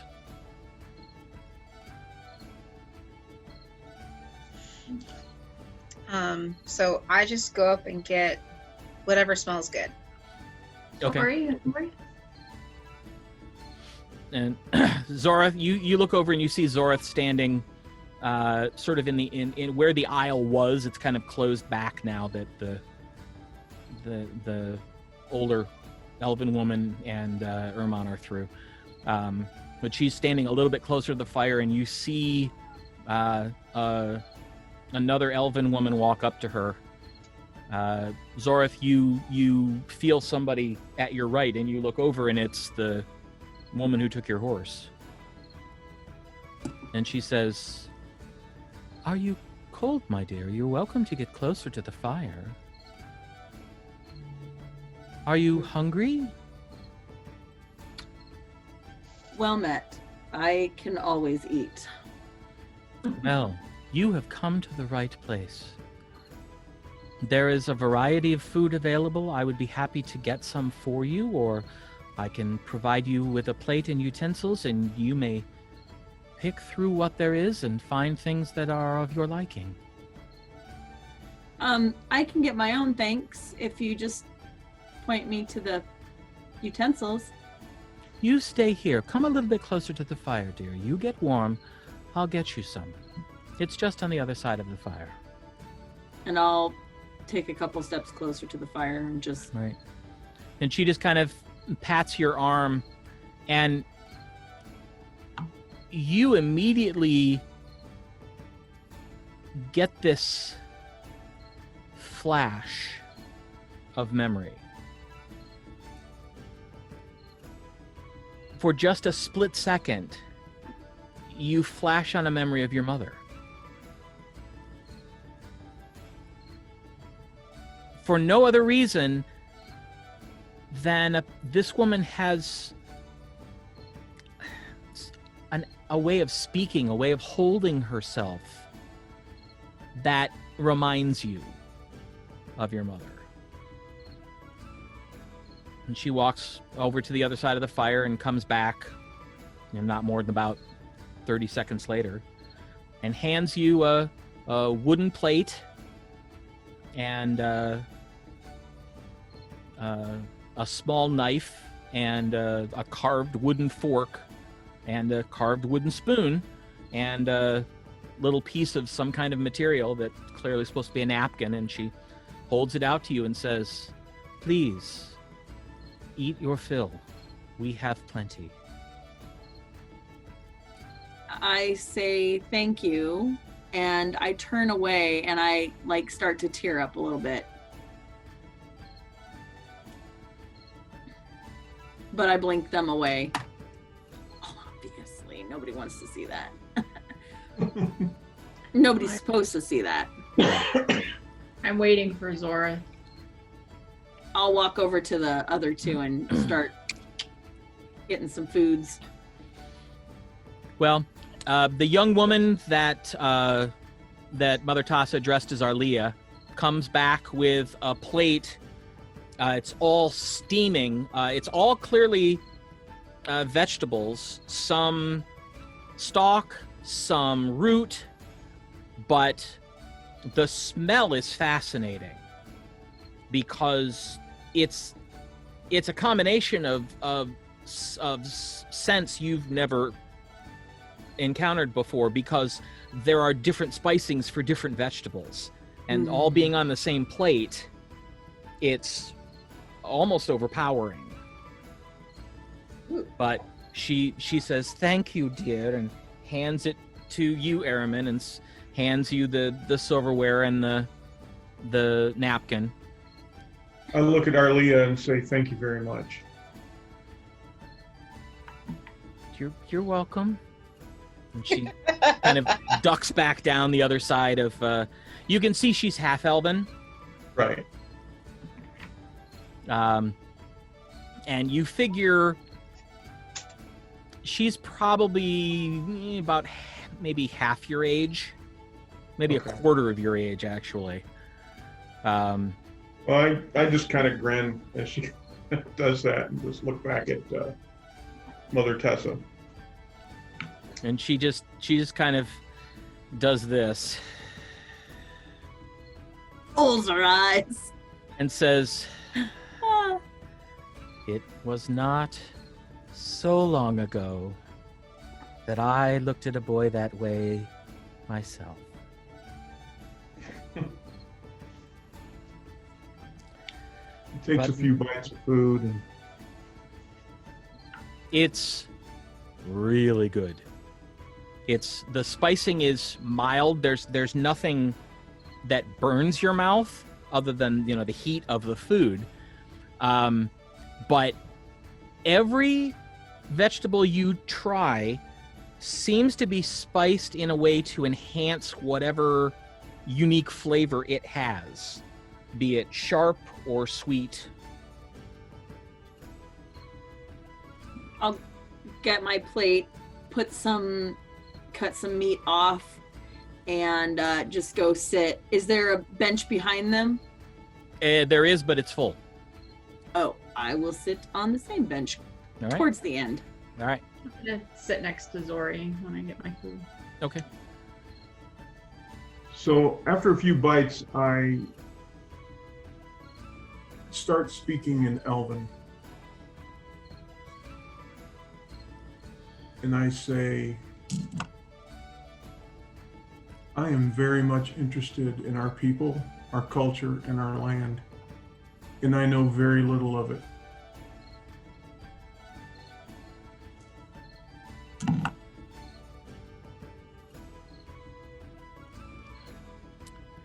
She closes her eyes for a moment.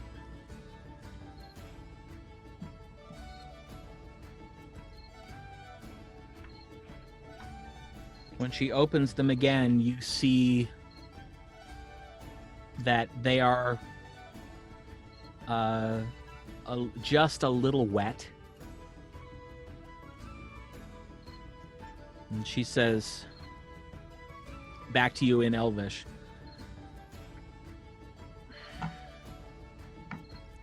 Fath Toxun was once a land of such beauty it was heartbreaking.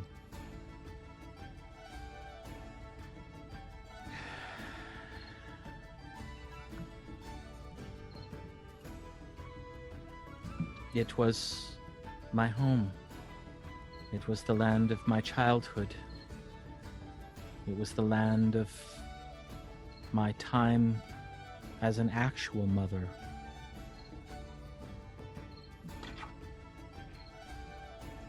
What fell upon our isle is something I will never forget, and something I would not wish on any creature, orc, dragon, no one.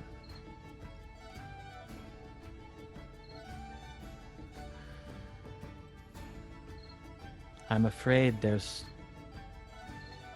not an enormous amount of our culture left. I know. That's why I'm asking. Tell me everything you can in the short time we have so that I can take it with me and maybe help keep it alive a little while longer.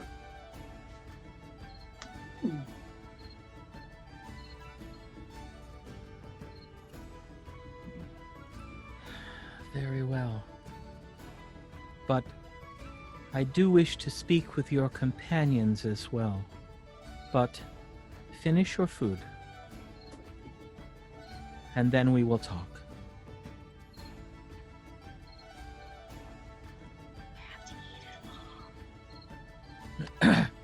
No passing it off to Zori today. Ermon, That is exactly where I was going with that. Yeah. Ermon comes back and settles down next to you, Tasha, and looks and says, "Did you find food to your liking?" Oh, it's wonderful. We have some very advanced chefs amongst the tribe. Clearly. Well, We have our own advanced chef, and I point at Aribell, but this is Truly. really good. I shall have to make certain that she speaks with my mother. Perhaps they can share secrets. Maybe.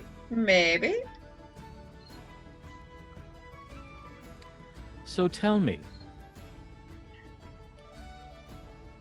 are you capable with that instrument, Tasha? I have been known to play a few good songs. If I don't say so myself. Well, without fear of contradiction, then may I speak for the rest of the tribe in saying that I hope you will do so this evening. We hunger for new music. I understand that hunger, and I am happy to provide. Very well. Then, why don't we make the first offering? You finish your food, and I will have them play something livelier. That sounds great. And he gets up and walks around the fire toward where you saw the musicians who've been playing something, softer. And it goes on for about a minute, and then there's a brief pause. And then they strike up a reel. And you can hear that there is a flute, there is a horn, there is a mandolin, there is a harp, and there is some sort of strange instrument that you're not familiar with by sound. Something very, very deep, but melodic.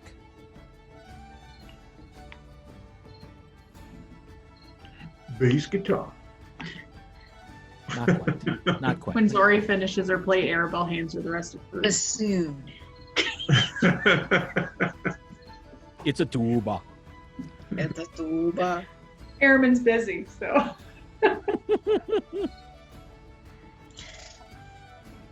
I finish her plate. I put my head on her shoulder and then lift it up. I look at you and I say, you can't have my food. This is mine. You're kind of Not like she couldn't get up and get herself some more, but you're kind Right. of leaning around the older man to say that, and he just kind of chuckles and says, "You remind me of my children." I hiss back at her. I don't need yours. Yes, you definitely remind me of my children. girls.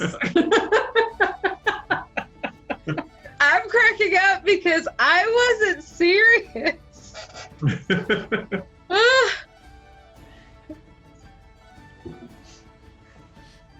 I just eat. All right. Do they have anything sweet? They do, actually. There are a couple puddings. I'll go What get kind of Zori. puddings? One of them appears to be some sort of fig pudding. The other one is actually rice pudding. Oh, okay. Wow. Go over and get some of a little bit of each for us to try. All right.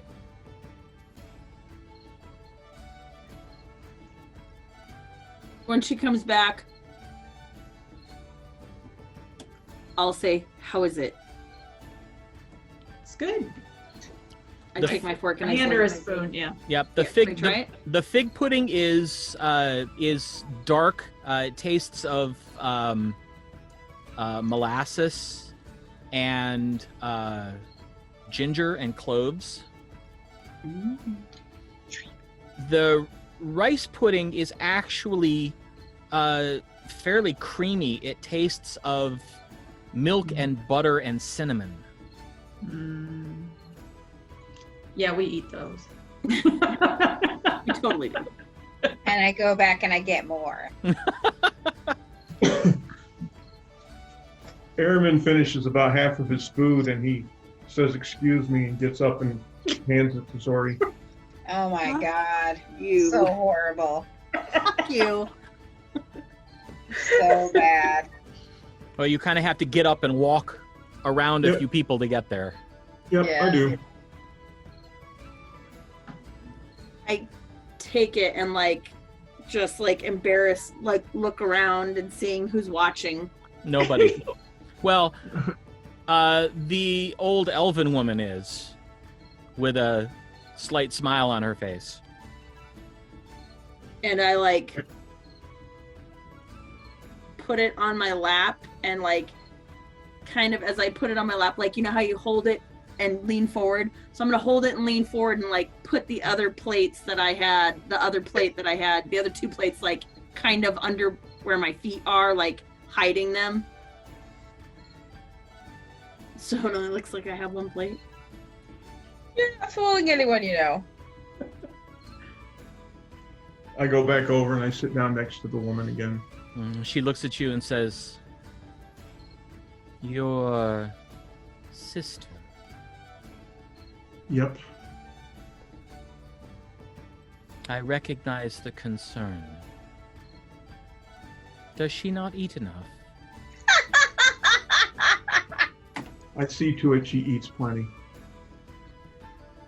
Make certain that you eat enough as well. I do.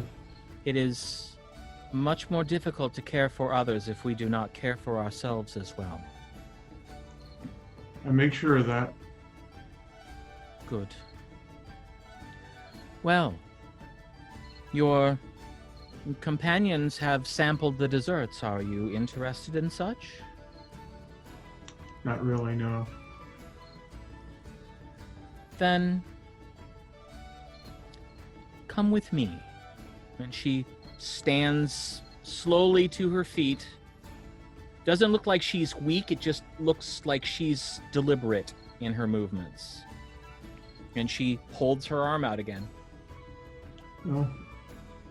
He once again stands, takes her arm, follows All right.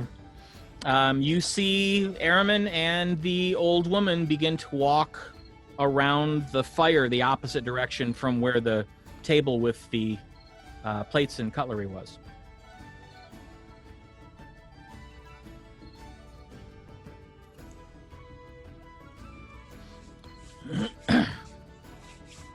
She takes you back past the large tents to a wagon. It looks like it's drawn with 4 horses. You've seen covered wagons, you've seen some stage coaches. This looks like a house that someone put on wheels. It's all wood, and it's been painted a shining, spotless white.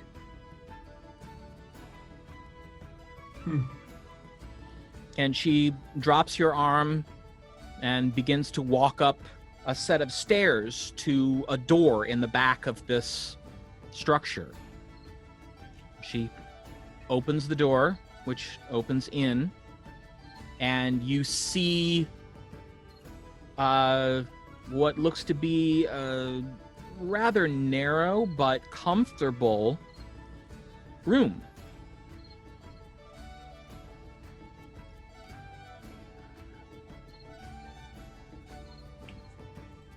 Follow her in.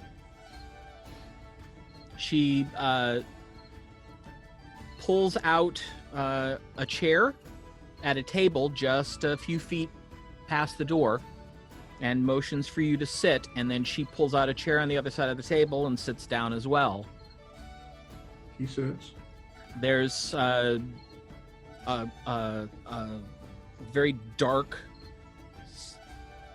silky-looking cloth that's covering something, and she pulls it off, and you see that there is a crystal ball. Okay. Old school.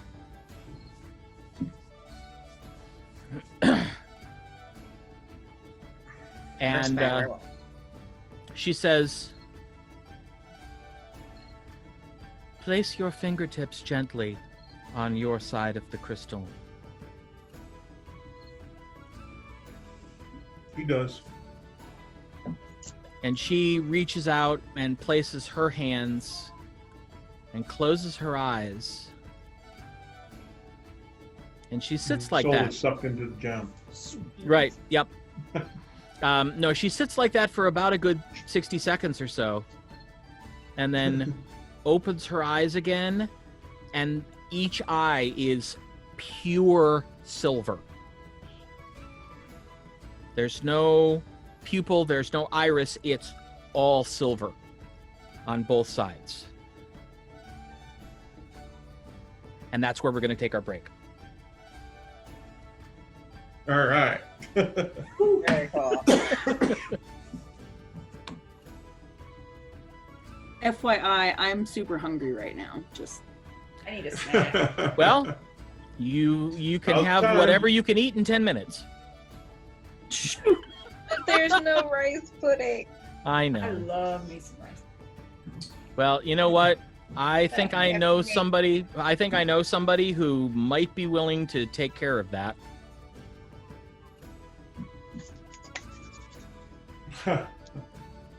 in 10 minutes? Wow. No, not in 10 minutes, but like, maybe tomorrow. Woohoo! In between, GM chat and game stream.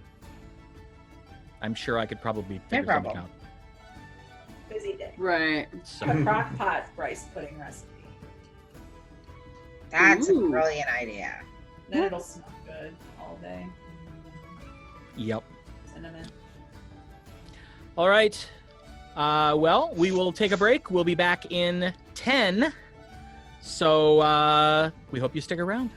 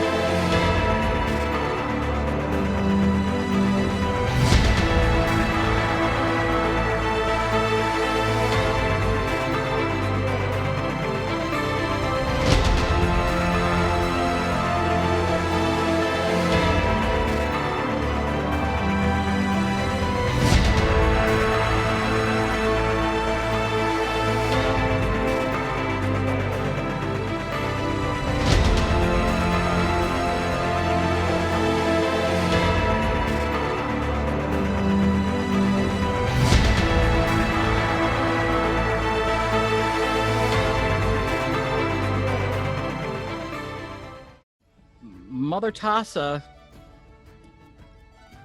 seems to be looking at Arimynn.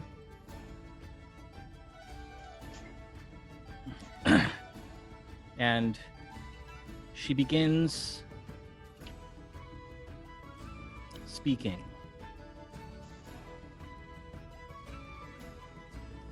You too once saw the shining city, but you were too young.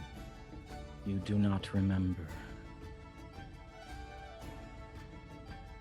Your parents brought you to this land and then returned, leaving you in the care of others. They returned to fight to save the homeland. You were told they perished. They did not. They live still, but they are not free. It is beyond your ability to save them now. But an opportunity will arise in the future. You must seize it, for it will come only once.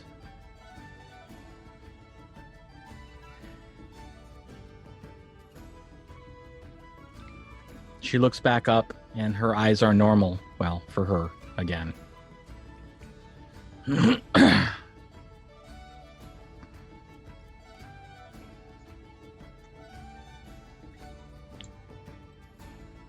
And you're muted, just so you know if you're trying to say anything. You are muted.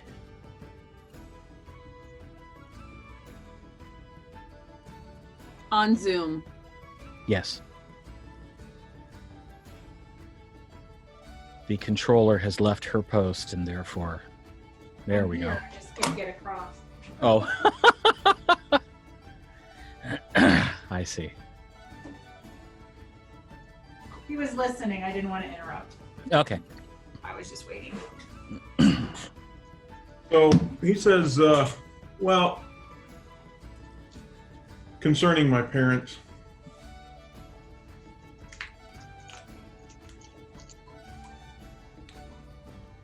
Zorith seems determined to find out what happened to them. I'm not so much.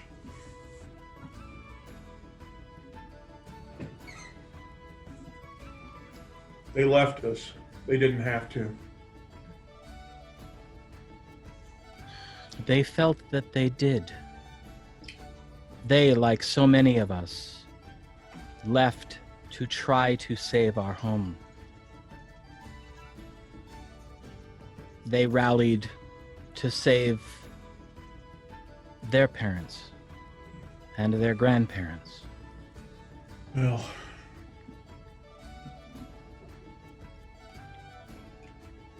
I'm sure they did what they thought was right. It just wasn't.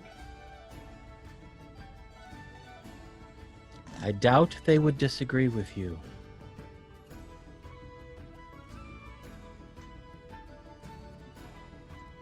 Anyway, I will let Zori know. I would speak with her as well. Perhaps I should tell her. If you think that's prudent. She may have questions that I am able to answer.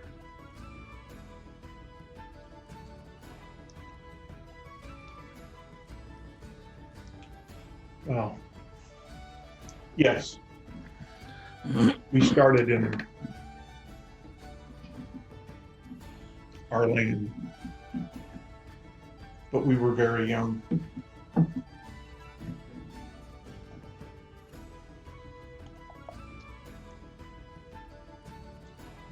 And have been surviving ever since.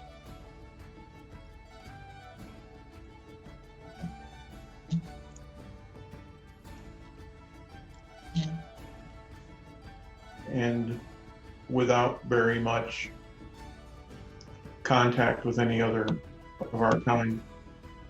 much less our own culture. We too are scattered. But you had questions. I would answer them now. Yes. I want to know anything you can tell me about our people. I would like to take it with me. If by some chance I run into another one of our kind, and they're interested, I can share it with them. Of course.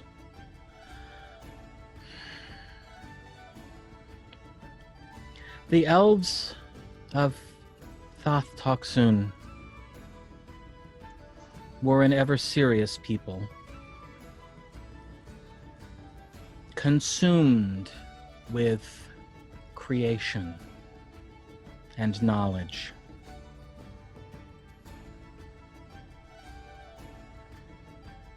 That was our undoing. When the threat first appeared,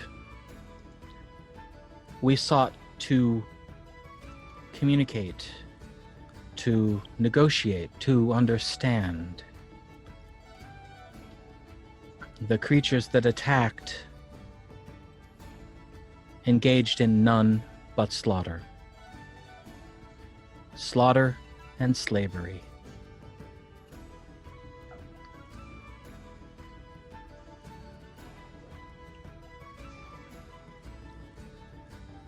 And by the time we determined that force was the only response,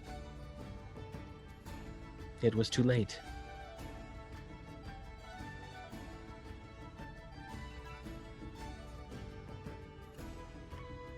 What were they? We don't know.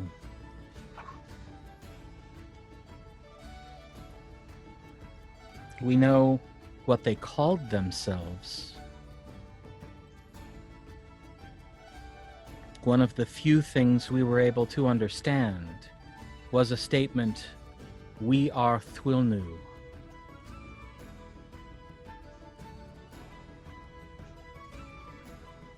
But it was spoken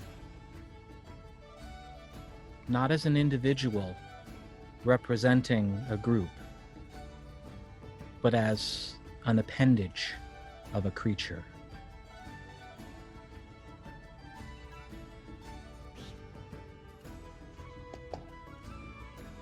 The best guess our sages had was that it was some form of hive mind or something similar. But there were different types of creatures, and not all of them identified as these Thwilnu.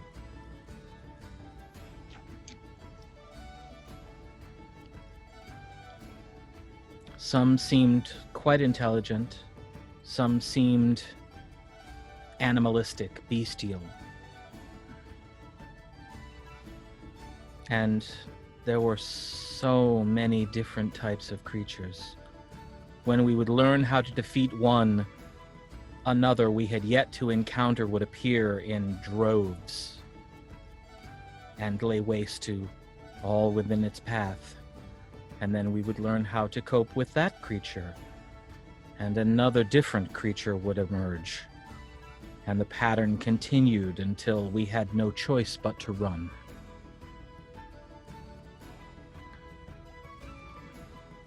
I suspect much of our culture is still on the island. These creatures seem to have no interest in it. They were there for us, not for what we discovered or created.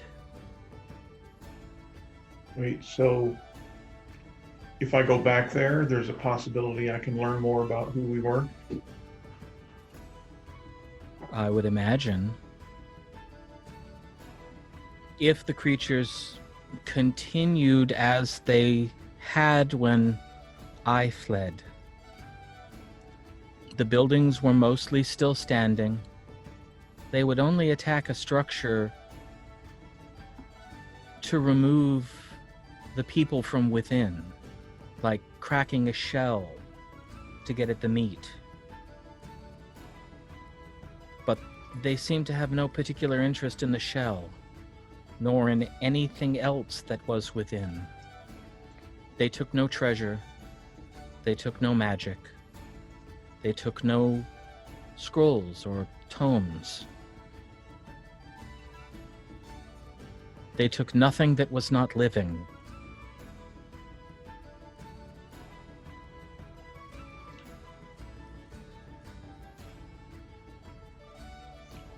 Well, you certainly given my path focus.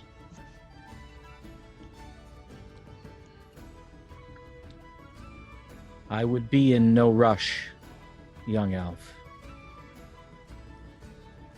Well, I'm not a fool. I would not choose to return there.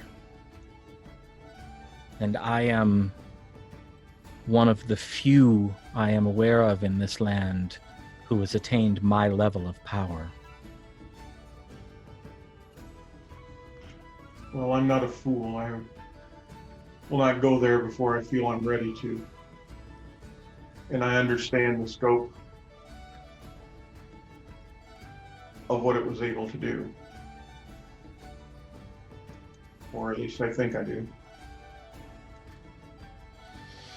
My parents, they taken slaves by this thing? That is the most likely explanation. I only saw that their lines have not ended.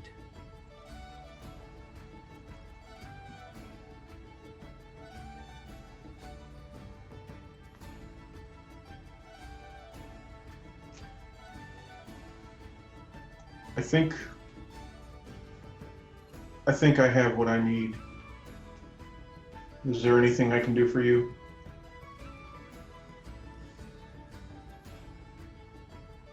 No, but there may be something that I can do for you.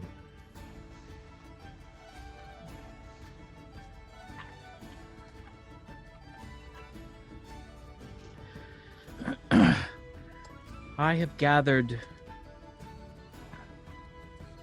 trinkets throughout my time in this world.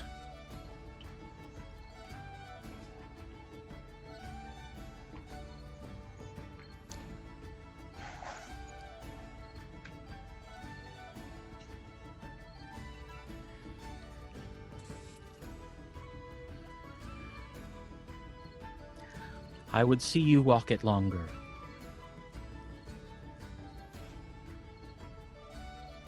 Stay here. She gets up, walks through a curtain. You can see her silhouetted on the other side. She's opened up some sort of chest and she's rummaging through it. And she pulls...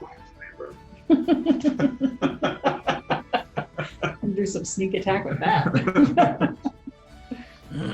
She pulls out something. You can see from the silhouette that it's long and well, it's long and slender, but it doesn't seem to have a point to it. And she throws it over her arm and she comes walking back out, and she's got this swath of gray material hanging over her arm. And she picks it up and hands it out, holds it out to you. Take it. It's a cloak. Fascinating. And she says, try it on.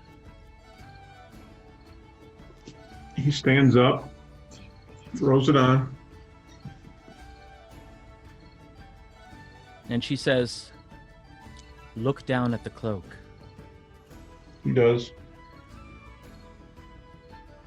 The cloak has taken on the same general lighting and pattern as the part of her wagon that you're standing in.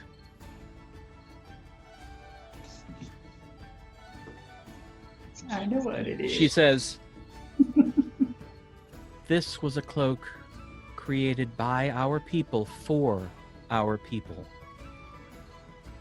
It will help you stay away from eyes that would harm you."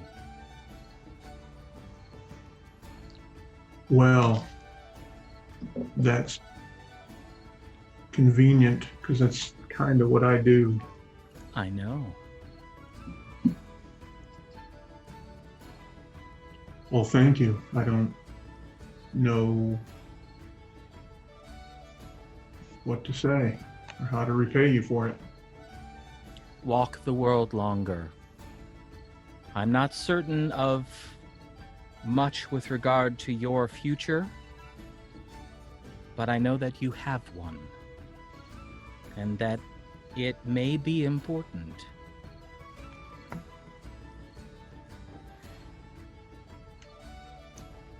I believe in that future you will more than repay me. If I can accomplish what I have in mind, I think I can. That may well be. But watch for other opportunities as well. They may come. Well, again, that's kind of what I do. He smiles real big. She smiles gently and looks at you and says, "Then go do that. And do it well." He turns and goes to step out, stops at the door.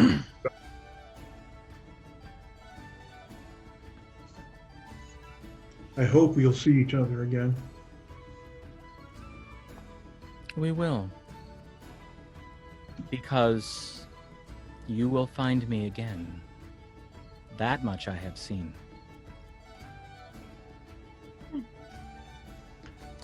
He sort of nods and If you would, send your sister here.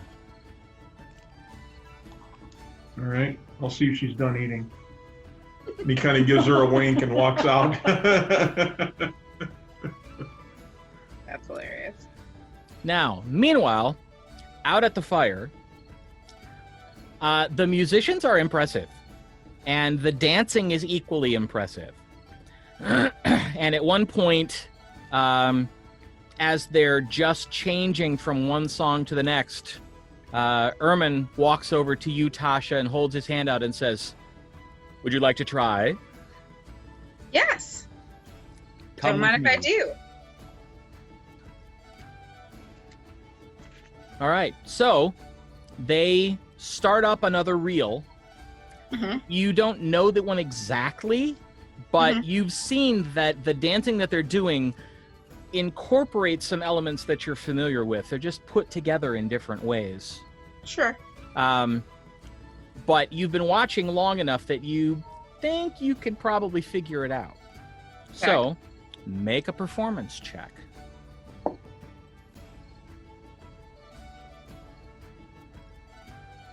23. 23. You watched long enough.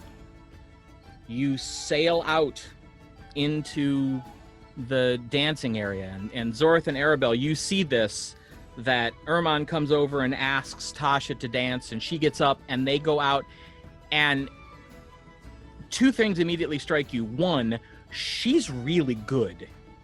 And two, they look really good together. They look like they've been dancing together for years. Sweet. And you see her just careening around the fire in this very, very up-tempo reel.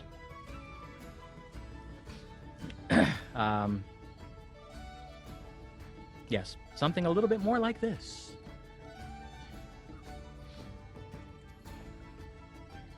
Punk polka. Not quite, but. And so you're out there dancing, and you're really not all that aware of when the music changes. You just kind of adapt as the dancing goes on, and you do notice a look in Ermon's eye. He is clearly impressed.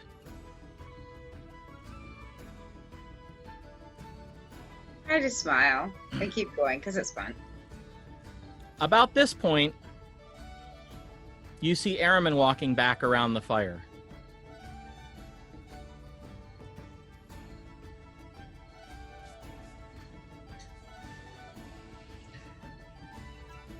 Go over and sit down next to Zori.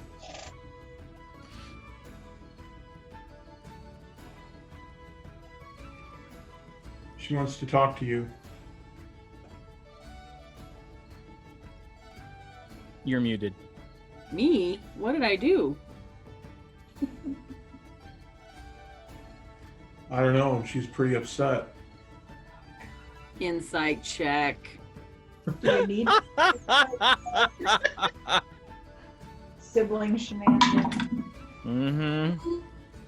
Not very good. Arimynn, make a deception roll. Oh, I hope you roll 8. low. You rolled an 8? No. 8. He rolled an 8? 18. 18. Ah, fuck. 15. You're ready to laugh it off, and then you kind of look at his face and his demeanor and just kind of go, oh shit. He's serious this time. A gulp. Can I make an insight check on Well, Arimynn? hold on. Sure.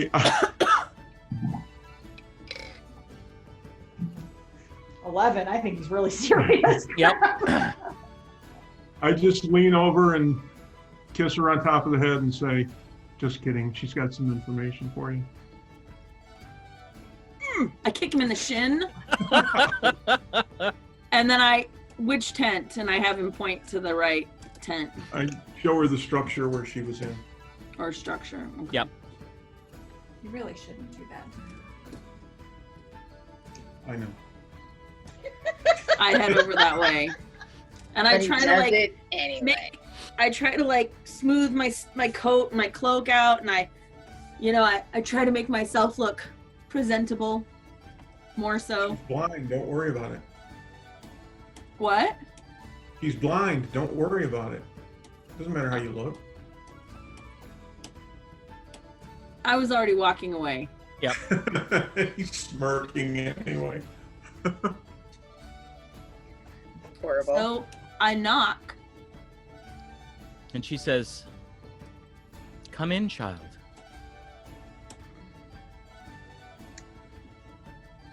Well met. I don't believe we've officially been introduced this evening. I am called Mother Tassa. And I bow my head and I say, I am Zorith. My full name is Tassa Prunatiel. Most cannot pronounce it, so Mother Tassa suits.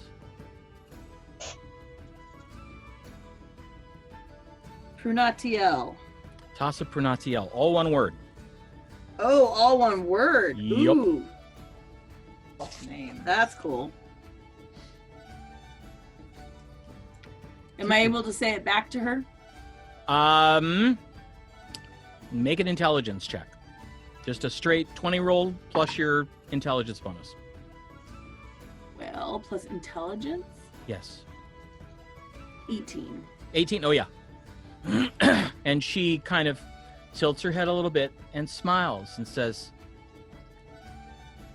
well done, youngling. Please, sit. And you see a little round table with 2 chairs on either side, and in the center is this beautiful crystal ball, probably about 4 or 5 inches in diameter, sitting on what looks to be some sort of brass or bronze stand. I sit. And I scoot my chair in and it scrapes across the floor. And I cringe. And she doesn't even seem to notice. She's seating herself. She moves slowly, but with purpose. It doesn't seem she's frail, just Right. very intent on what she's doing. And she sits down and says, I had a very illuminating discussion with your brother and managed to provide for him some information that I thought perhaps you might best hear from me as well.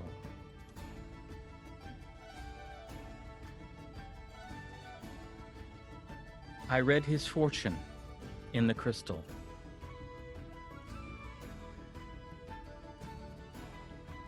There is no easy way to say this, especially since he speaks of your intense interest in such a subject, but your parents are alive.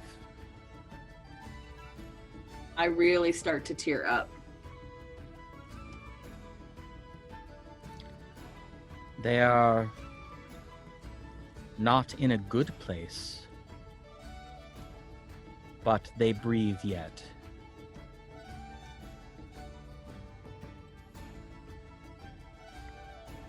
Arimynn and I, after discussing it, came to the conclusion that they are likely slaves of the Thwilnu.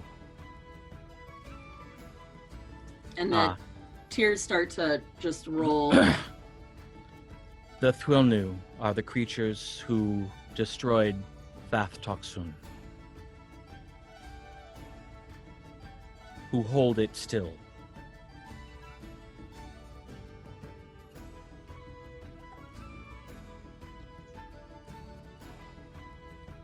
I knew they would not leave us permanently without just cause. I believe, from what I saw, their intention was either to come back to you or to bring you to them were the defense of the homeland successful. Unfortunately, neither were possible.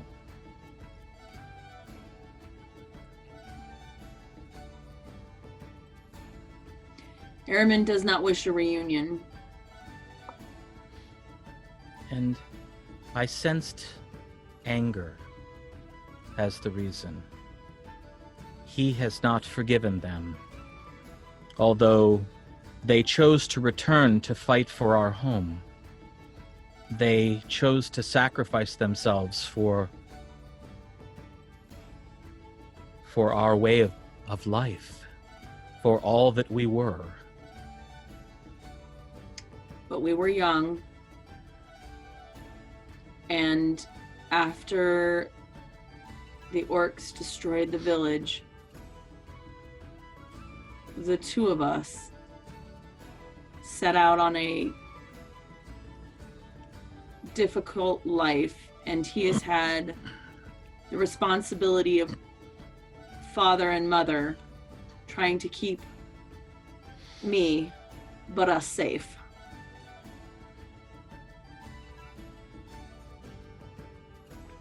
And I know that there were times, lean times, difficult times. Yes.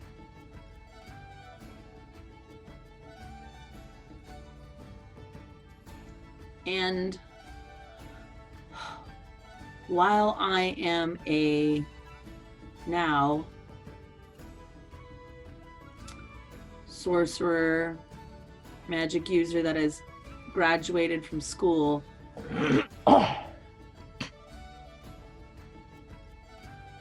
there were times growing up where I could not contain my magic, and he had to protect, explain, provide, despite my accidents. And that was difficult. It is something we all grapple with when we are first learning our powers. And she says this to you with a knowing look.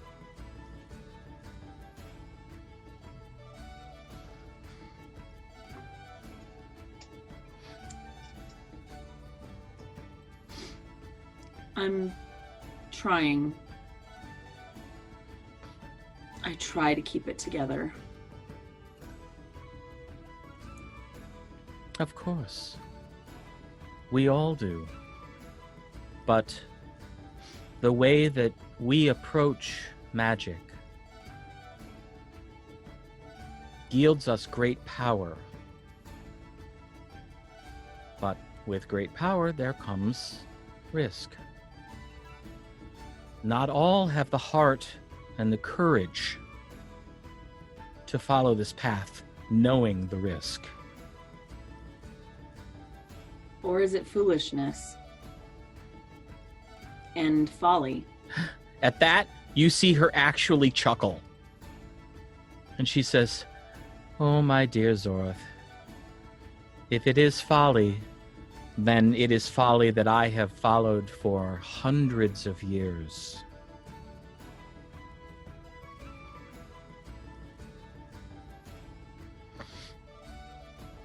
Know that you do more good than you will ever cause harm. You will control ever more than experiencing control loss.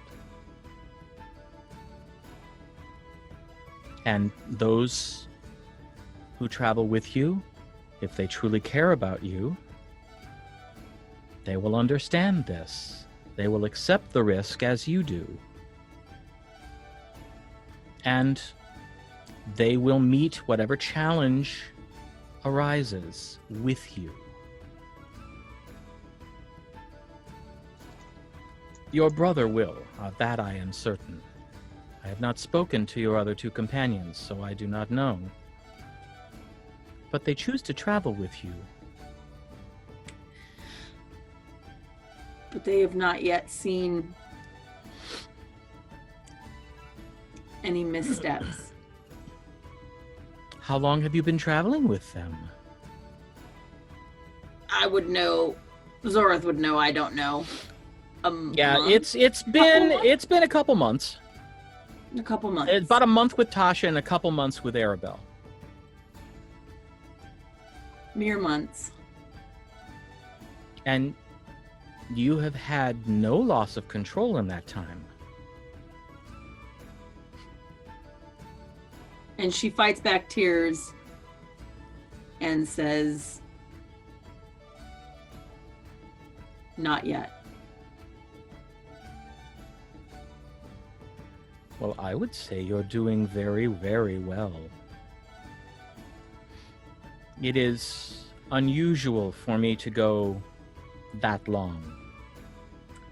Even Well, at my level of power.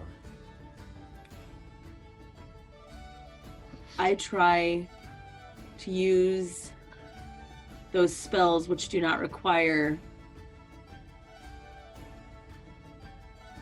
as much from me. The only spells we know as formula. Yes.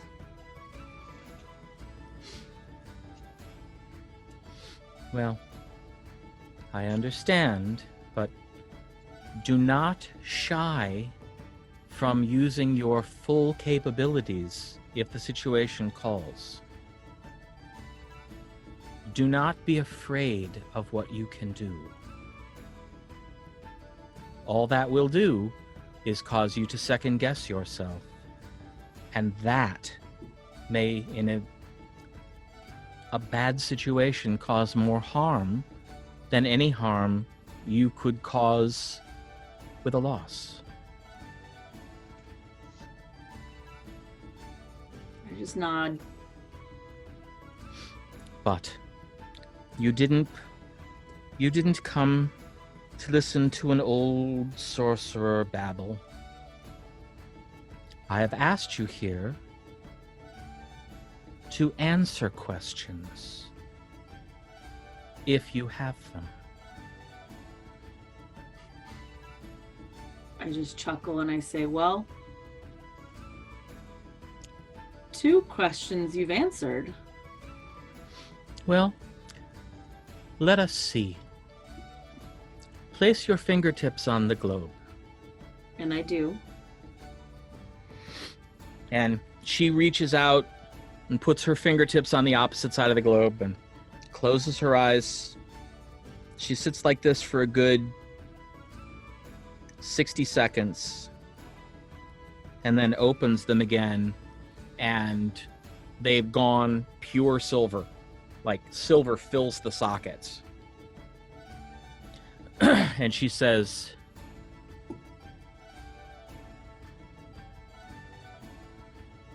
I see the same upbringing as your brothers, except that he acts as your protector and your tormentor, but never to fault.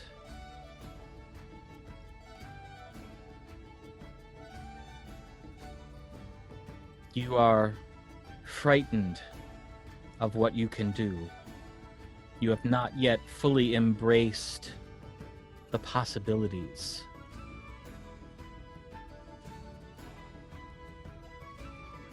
And you see her eyes widen just a little bit.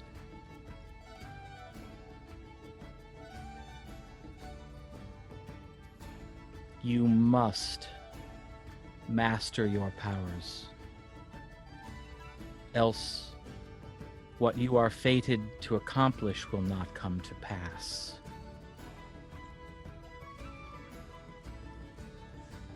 She opens her eyes and they're back to her normal.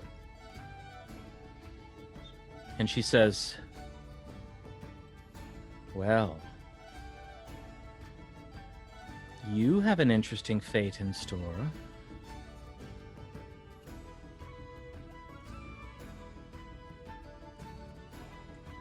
I think despite what could have been written about my future, and I motion to my arm, I believe we've done our best to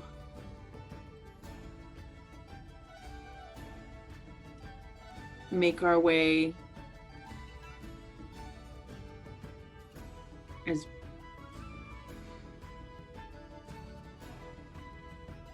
as best we could.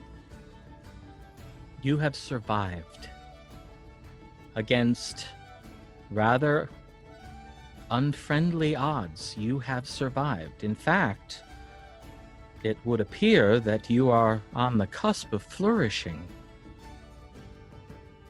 Well, that is good to know. You have made powerful allies.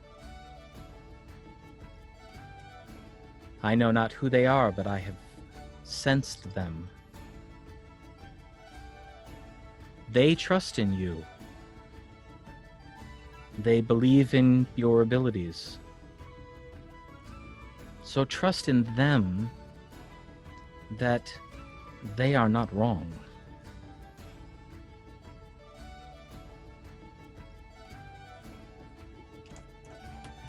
There are several who have great faith in all 4 of you.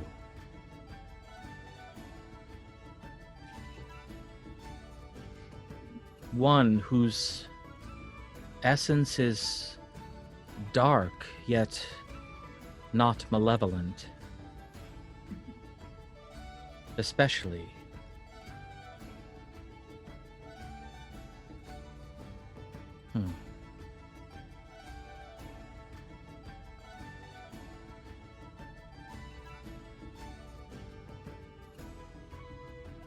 I think you will do well. Thank you. But have you other questions? I may or may not have the answers. Your brother had several, and I was able to answer his. Well, I met a future wizard. And I hope he does well.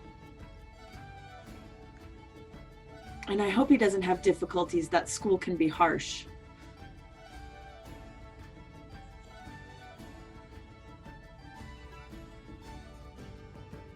Will he be okay? His name is Aaron. And what is his semblance? Divination. How does he appear?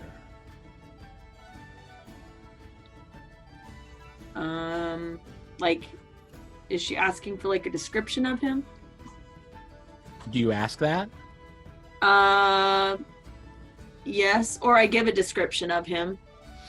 And I very quickly run down what we've learned and that his mom has passed and his dad is, you know, sending him to this school with the best of hopes. And I just hope he does well. She says, "Let us see what we can discover. And place your hand on the top of the crystal." And I do. And she puts her hand on top of yours, with her thumb and her little finger actually touching the crystal itself. Closes her eyes and begins to concentrate. She's only like that for about 15 seconds. She opens her eyes again and her eyes are normal. And she takes her hand off and says, "Look into the crystal." And you look and you see it almost looks like you're looking through the eyes of some sort of bird. It's floating and it's high above the trees, and then it's coming down and coming into a village that looks rather familiar to you. It's Costed's Wave. Oh, okay. And the image flies toward the platinum hammer and crosses the threshold and begins to fade.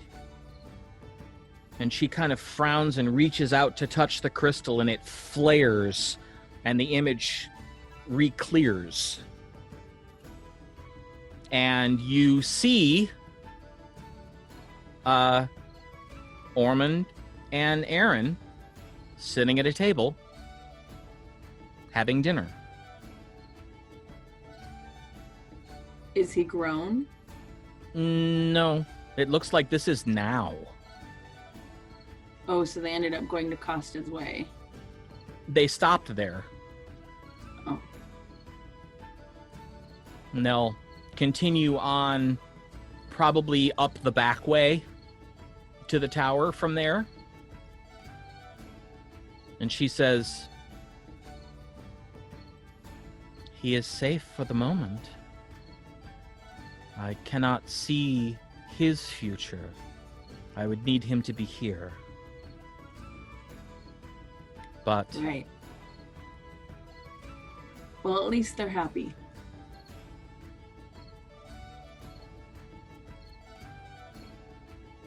and the image kind of fades. And she says, "Have you begun learning this ability yourself?" No. I understood that divination and spells of sending and other such feats were not necessarily for a sorcerer. They are not according to the standard school, but they can be learned.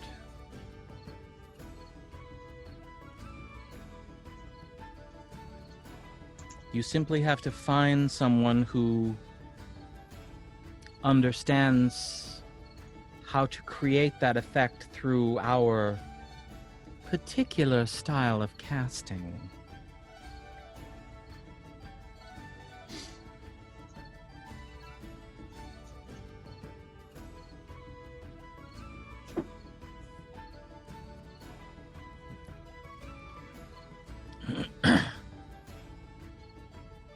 When you reach the level where you are comfortable with the casting of spells in the 5th rank, find me, and I will teach you.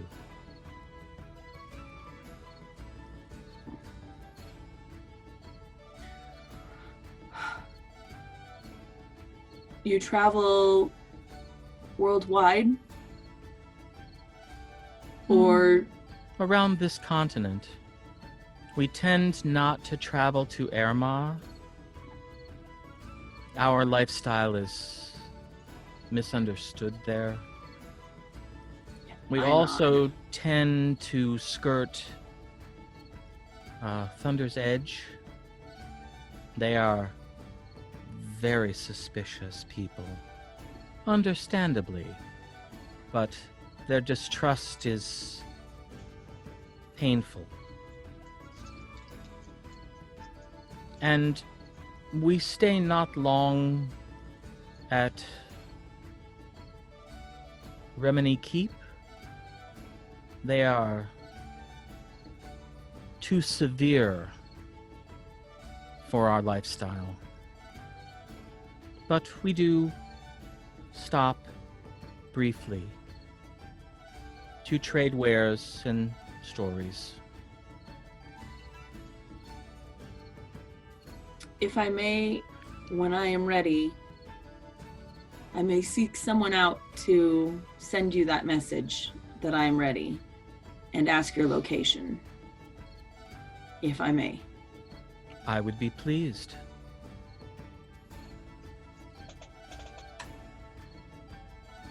And I say thank you.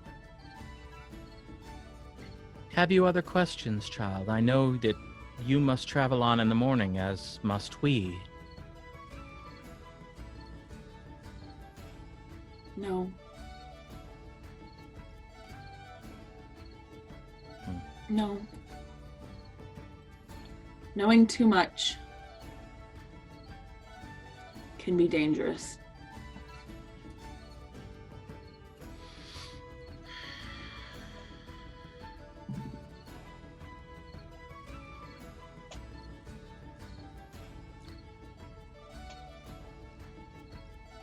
I have something. Something I think you could use. It was once mine, but I do not travel outside of our caravan any longer, so I do not think I will need it. Stay here. And she slowly gets up, turns, and walks through the curtain. She walks right to a shelf on the left in the back, reaches out, grabs something off the shelf. It's something rectangular, and turns and walks right back out. I mean, she knew right where whatever this is was. Right. And she sits it down. It's a wooden box about maybe a foot long, about 4 inches wide, and about 2 inches high. It's got a simple clasp on the front of it. And she opens it, turns the box to you, and flips the lid up. You see, laying in the box on some sort of black fabric, what looks to be a long, straight digit of bone. You can see like 3 knuckles in its length.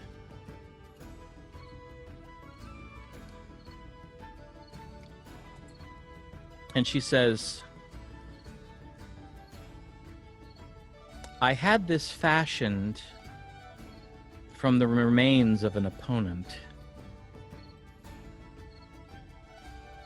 as a reminder that sometimes you can deal with a dragon.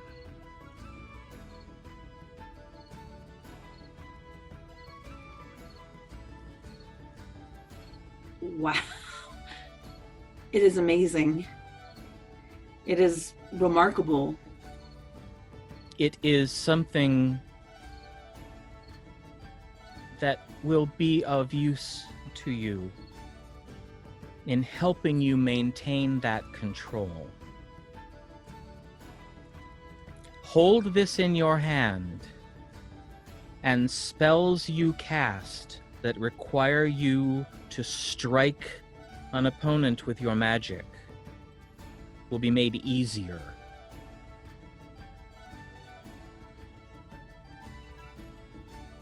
I start to just weep.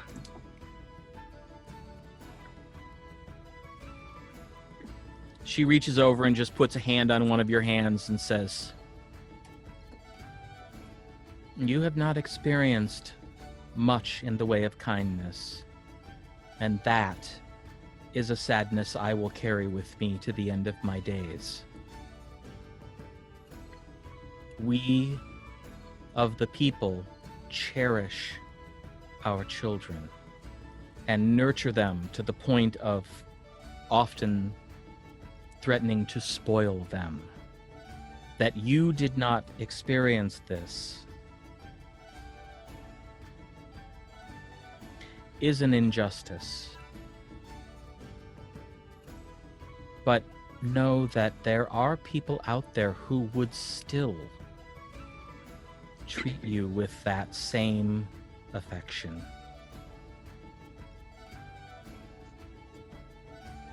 And I don't hesitate, and I do my best. How big is the table? It's about like 2.5 feet in diameter. It's tiny. I mean, Yeah, the space she's in is not huge. Right.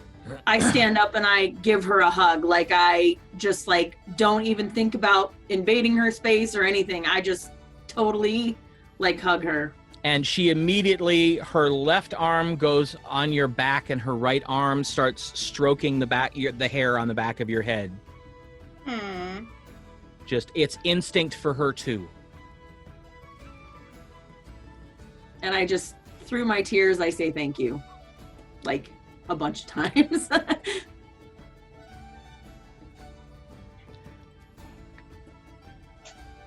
After an appropriate amount of time, I let go. All right. And I bow my head to her. I gently close the box. And I will treasure this and my moments with you. And I will think of them very fondly. And we will meet again. We will. And she closes her eyes for a minute. And she says, your human friend is still dancing with my grandson. If she can outlast him, I will be very impressed. Send me your friend in the armor, I would speak with her next.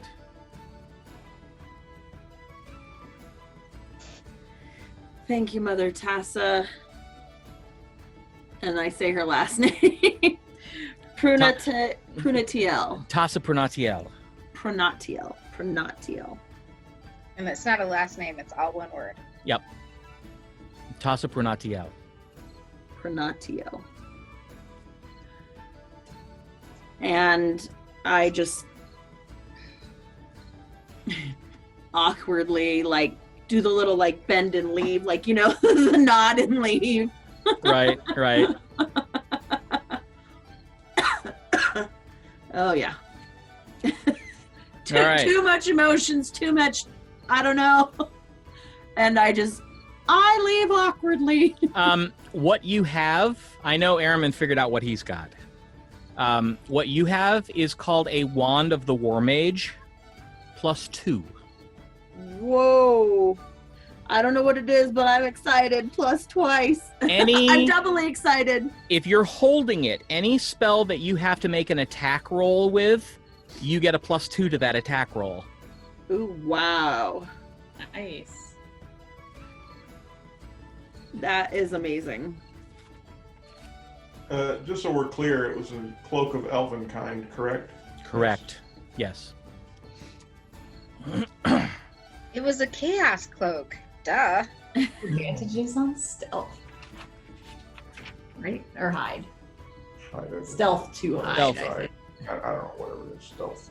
When hiding, I think. And people have disadvantage to see you. Yes. All right. Well, Zorith I will comes head out. walking back around the fire. Arimynn and Aribell make a perception check. Arimynn with advantage. Uh-oh. Oh, they froze. No. Natural 20, 23. Oh, all right. Oh. They're still there. Okay, good. Phew. 25. You can both clearly see that she's been crying a lot. Doesn't surprise me. I knew what she had to say, I jump up partially. and go to her. Put my hands on her arms. Are you okay? And I take a deep breath and a deep sigh, and I clutch the box to my chest, and I say, with years come wisdom, but also kindness. And she is very kind. And she'd love to meet you. And then I point the way to her. I affectionately put my hand on the side of her cheek and wipe away a tear. And I like do more. Kind of. Eh. But Like, shh, okay, yeah. Don't make a big deal. I'm very familiar with that. Nope. I breather one last time on the arm and then head off to the wagon building. All right. Zorith, Say again. I just look at Zorith for her to come over, and I just put my arm around her. We're gonna get him out. If it's at all possible, we're gonna get him out. And I just nod and clutch it to my chest. All right. Aribell, you notice as you get close, this is a very interesting wagon. I mean, it literally looks like somebody built a house tall enough to stand upright in on the back of a slightly wider than normal wagon, and it is the purest shining white color you've seen in some time. I tell Undermain about that. And you see a short 5-step staircase leading up to a door at the back end of the structure. I go up the stairs and knock on the door.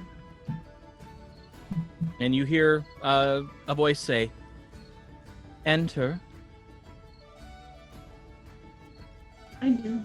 Close the door behind me.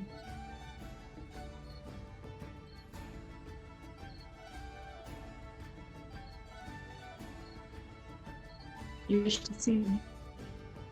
I did.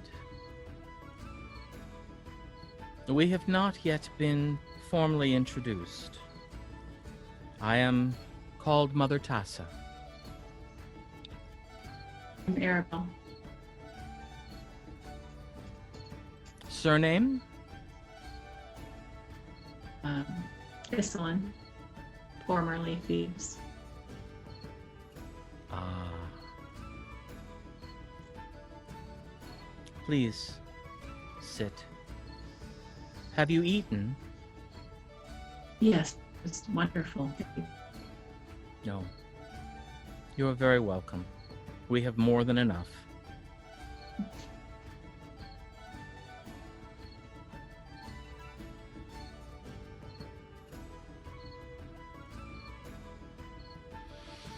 Perhaps we should simply begin. If you would, place your fingertips on the crystal ball. I do. And she reaches out, places her fingers there, and bows her head and closes her eyes. And again, after about a minute, she opens her eyes again, and the sockets are pure silver.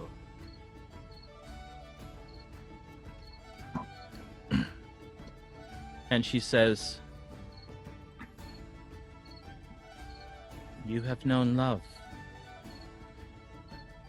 and you retain that connection. Your parents are still alive. Yes. But there is such sadness." And you see her eyes narrow for a bit, and then you see her go.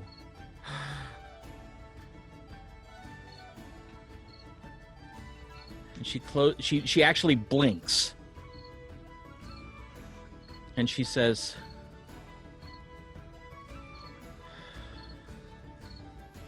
"We have much in common. You do not realize, but we do."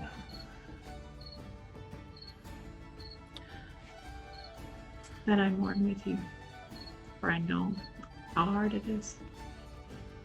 Know that your man was incredibly brave.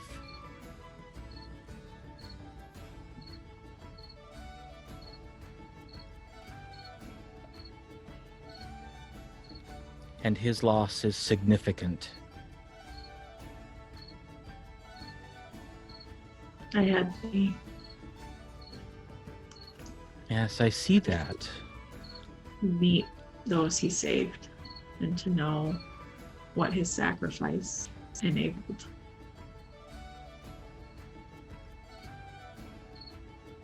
And you have known great teachers. I sense Yeah. one of whom you have just met. I recently have a new mentor.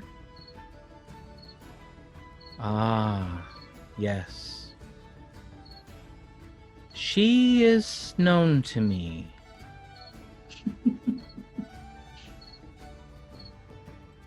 You will do well with her.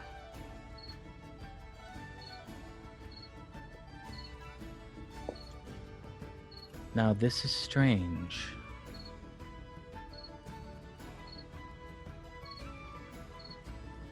You have diverged. How Yes. unusual.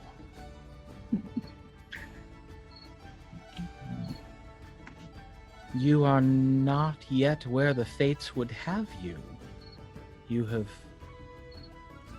chosen a very different path.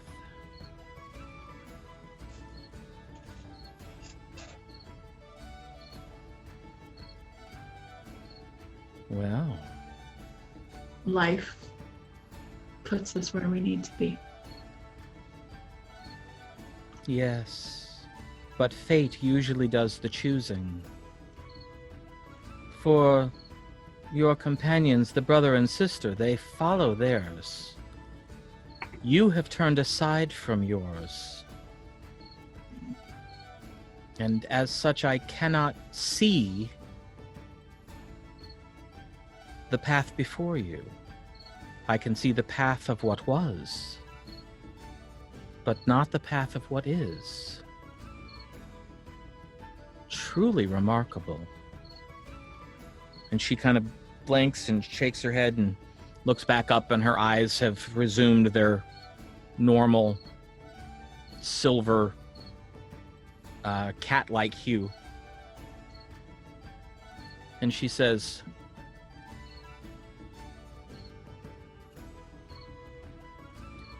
I have not met many who were able to successfully turn aside from their fate and walk their own path.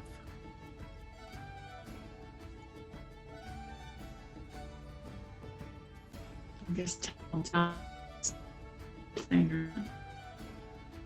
Say that again, you kind of broke up. I can tell whether that's a good thing or not. I do not know. If you had stayed on the path you were fated to follow, you would have had significant influence on the outcome of many battles. You would have led many men and women in defense of the country.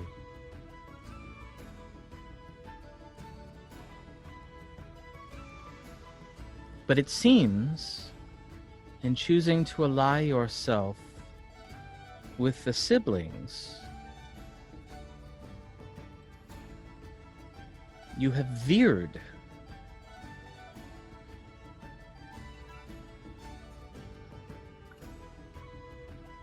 And I was.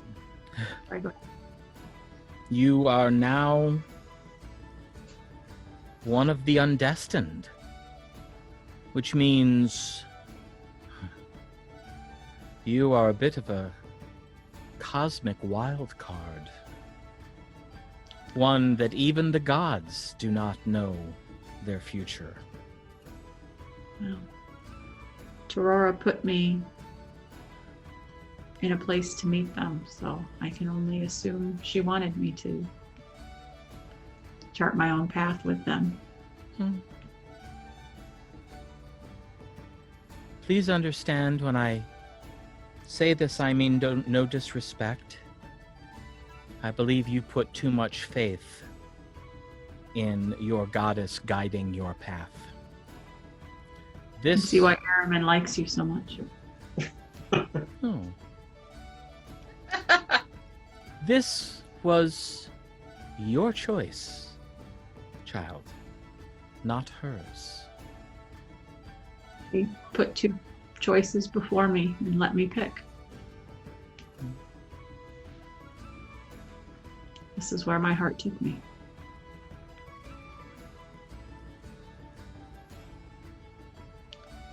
While I've known great loss, my heart has never failed me. Well, we will certainly see where your path takes you. I am certain, be seeing the brother and sister again. I will look forward to seeing what you have become when we meet again.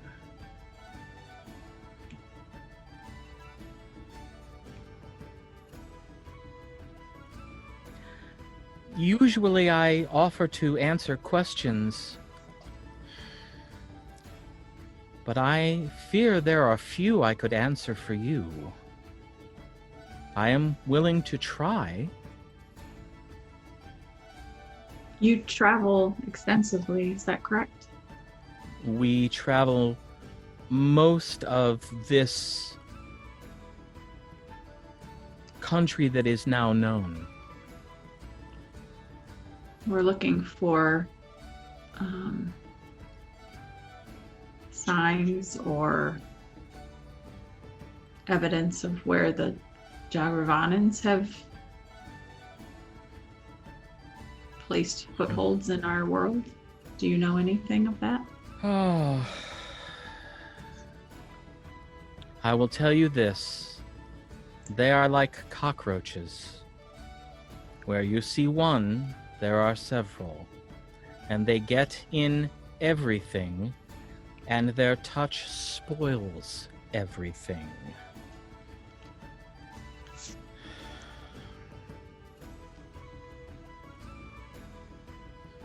We think Those... Go ahead. Go ahead. Oh, I was just gonna say, we think they've been setting up bandits that have been disrupting trade all over south of Arrimynn, near Costed's Wave. That is possible. However, if it is true, that is very disturbing. Never before have they been able to penetrate this far into the wilds of Aecathan. Something must be happening in Thunder's Edge.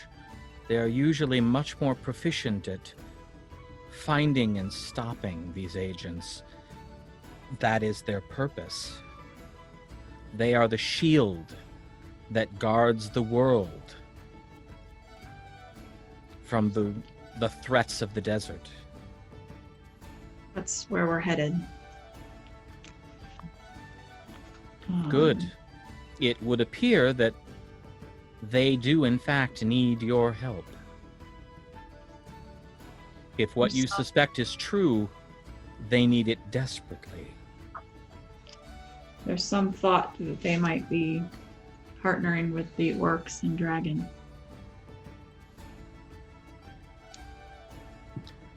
I do not believe that to be the case. At least, not yet. My sense is that these are two evils that we are simply misfortunate enough to have to cope with simultaneously.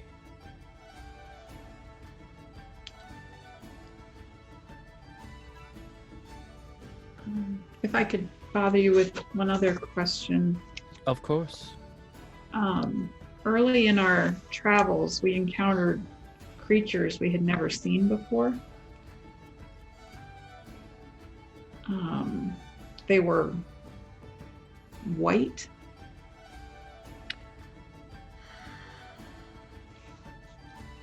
Odd creatures. Did they speak? Yes. Minions. Minions of the Thwonu. And you encountered them here? In Aecathan? Outside Arrimynn, towards the... What was the name of that wood? The Janos. The Janos wood.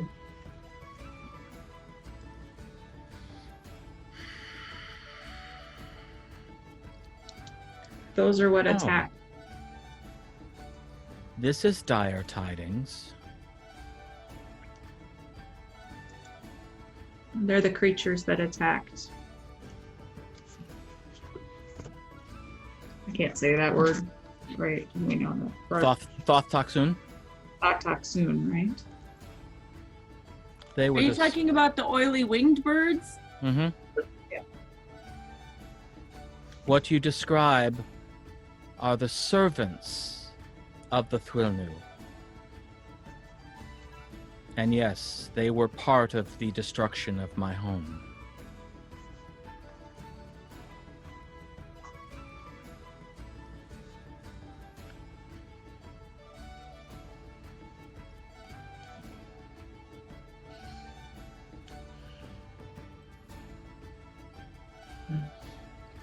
This is ill news. For this would indicate that there is not one or two, but 3 concurrent threats facing our country. God. War is coming. Well, war is already here. I believe that to be the more accurate statement. But again, I get no sense that there are alliances.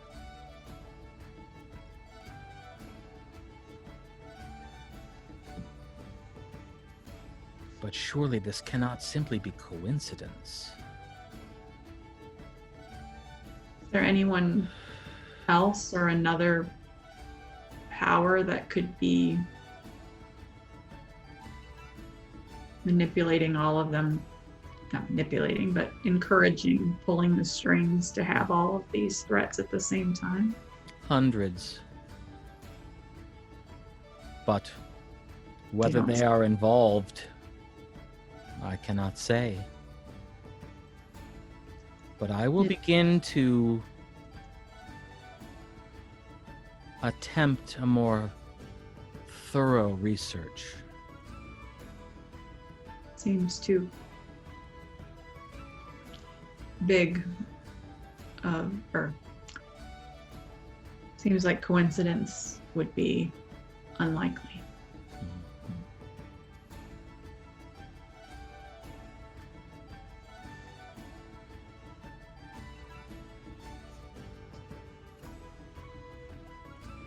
Or it could simply be incompetence.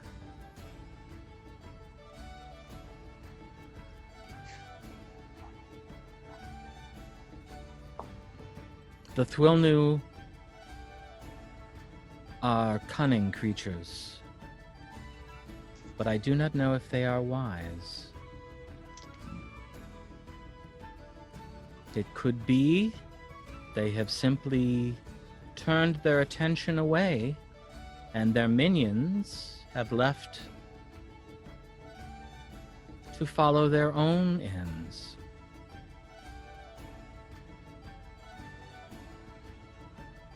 I know too little. I cannot say.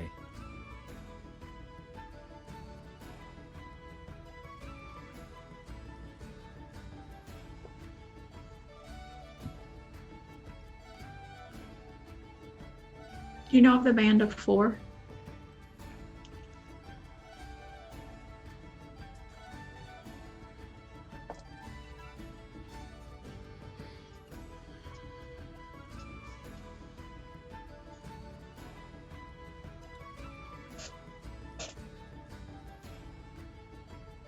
I recall hearing of them.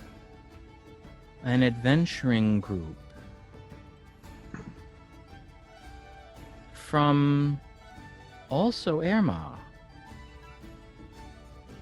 But beyond that, I know little.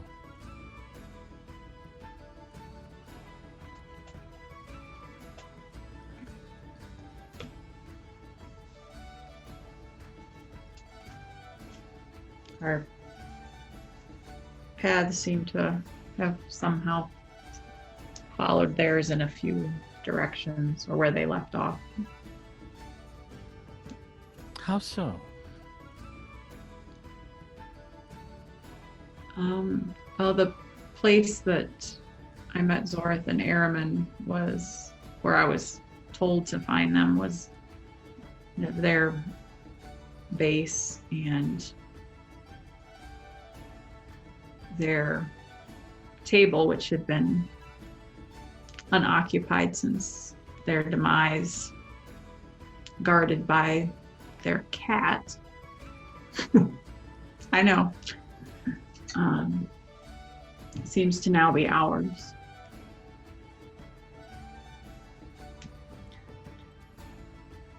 What is the name of this cat? Synchron?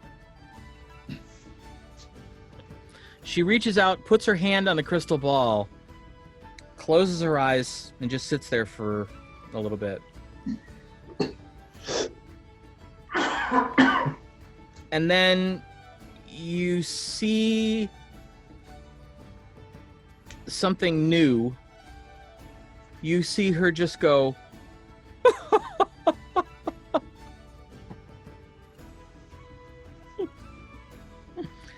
that rascal.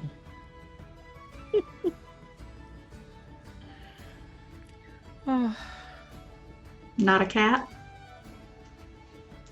Oh, yes, the cat is a cat. Now I understand. Now I understand.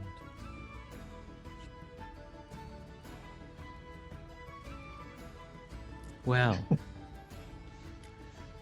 your path will definitely be an interesting one, young woman.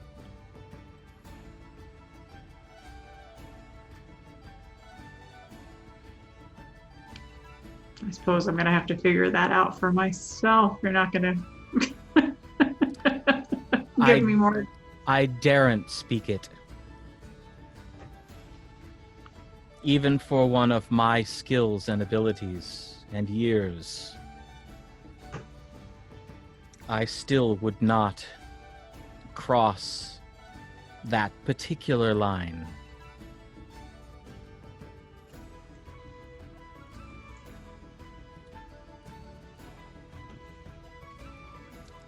But he is just a cat. He is a cat. Yes, why? Did you think he was not a cat? Well, just your reaction. I thought maybe it wasn't a cat. Let us just say that looking into the cat led me to further information that I found amusing. Something I haven't felt for quite some time, actually.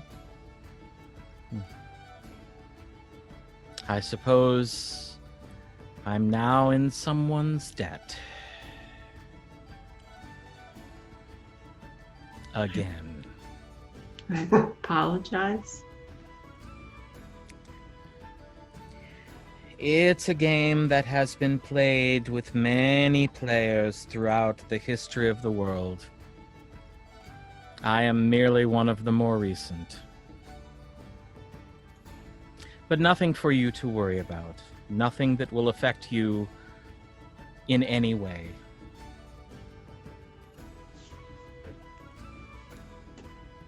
But I do have something that might. I have something that I came across many years ago that I have no use for. But you, with your particular skill set, might find it helpful.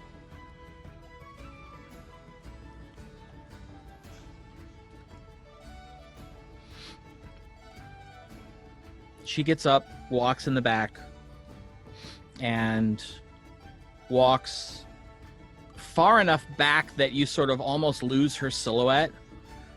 And you hear some sort of container open, and you hear clanking metal. And she comes back with a large object, probably about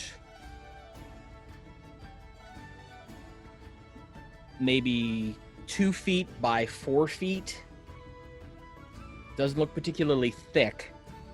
It's wrapped in a brown cloth, and she sits it down on the table and pulls the cloth up, and you see a beautiful white shield.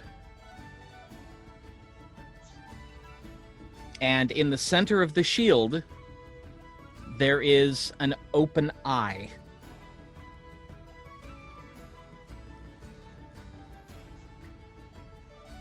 And she says, I know this does not bear your matron's signature iconography,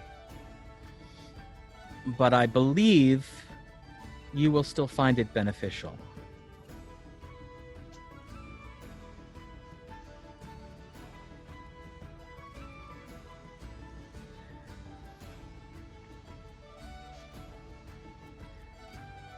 Holding the shield will not only guide your eye, but to a certain extent your reflexes as well, at least your reactions.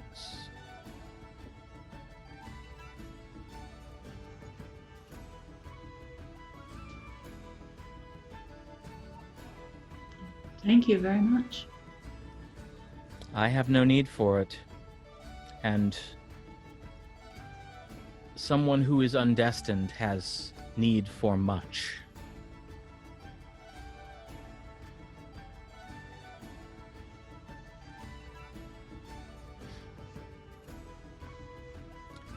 I appreciate your time. I have You're- one final question. Do you dance? Not, Hmm? not anymore. Well, I would ask that you change that. I would speak with your limber companion, but she is still dancing with my grandson. I'm sure we can tear her away. I don't know. Have a big- Arrimynn is quite persuasive. So am I. Of that I have no doubt. Farewell, Aribell Iselin. Thank you. I walk out and go find Tasha. All right. Are you still dancing? Yeah. Okay. You see Aribell come walking back. She's got this just gorgeous, polished white shield on her arm that when you get a look at the front, there's a golden eye open in the center of the shield. It's watching you.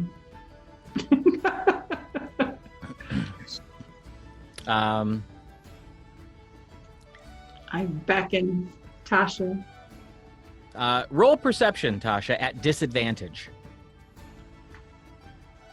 So I have to roll 2. And take the Right. lower of the two. Okay. Ah! I know nothing. I got a 8. Okay. Yeah, you don't see her. You're Yeah. just having too much fun. All right. Then I will walk over to her. Tap her on the shoulder. You're going to have to almost run to keep up with them. That's fine. You feel a tap on your shoulder. You see Aribell jogging along beside you and Arrimynn. What's Me the too. matter? Are you okay? You need to take a break. From what? Dancing. Well, then you have to dance for me. No. I am quite happy to change partners. Although I would ask you leave the shield. Perhaps with my father. It will I'm get good. in the way. Maybe Zorith would like to dance. Ah, but she is not here, and you are. And I have a shield and a large sword. And I have a rapier wit. Oh my goodness. I need to take Tasha to your grandmother. I am certain that Tasha can find my grandmother on her own. Gentlemen, all Oh my respect. god. Make a charisma check. The check. Yep. So no guidance on that. 8. You find yourself thinking, maybe 1. No. Because, let's see what this would be. After she just said to him, a gentleman should respect a woman's no, I don't think so. Oh man. He rolled a persuasion of 32. Oh. Tasha, you did hear her say that? Hear what? When she said a gentleman should always respect a woman's no, is what she said right before he did that? Before he persuaded you? Or he tempted to, yes.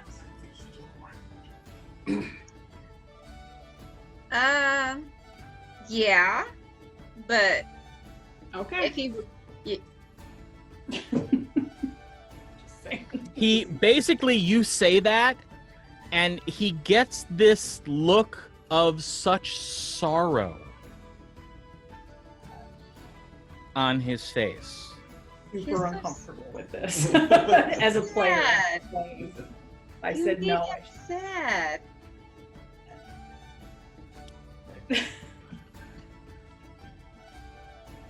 Then he's And gonna be I- sad. I see What? the sad face and the stubborn pouty face, and I say, "I'll be right back." And I go get Zorith and I say, "I need her help."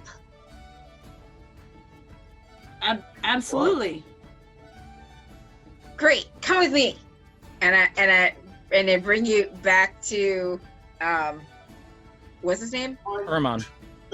Armand. Yeah.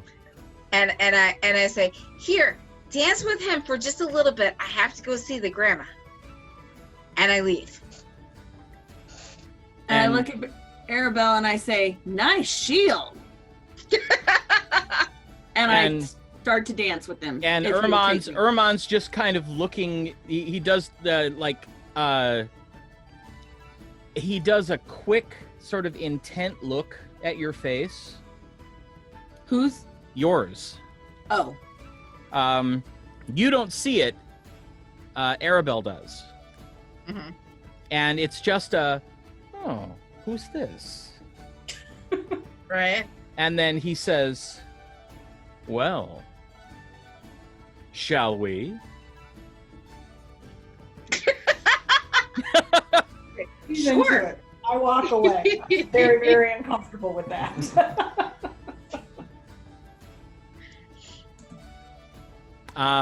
Make a let's see, either a performance or acrobatics check, whichever you'd like. not horrible. Oh, performance is better. 17. 17. All right. You manage to pick the dance up pretty quickly. It's only a couple of missteps the first couple times around the bonfire, and then your feet know what to do. And your partner's pretty good. So this is actually kind of fun. Excellent. Now, Arimynn, you see Aribell come walking back over to the bench with this uncomfortable look on her face. Oh, pouty. And Not pouty. and It's completely uncomfortable. So what's wrong with you? That man made me feel very uncomfortable. And when I expressed my discomfort, tried to convince me otherwise, and I don't appreciate that. He's a skank. I know his type. Yes.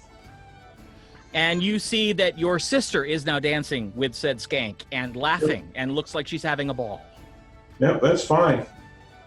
I will stab him in his sleep if he does anything. I have no doubt. Oh my goodness. Hilarious. All right. All right. So, Tasha, you find your way to the wagon. I mean, it's the only one that looks how it was described. Mm-hmm. And I knock. And the door opens, and you see the old woman there. And she just kind of looks down and smiles and says, "You gave my grandson a run for his money. Well done, miss, well done. Please come in." And I say thank you in Elvish. And I sit down. And she turns around, an eyebrow slightly raised. "You speak well." I had a good teacher.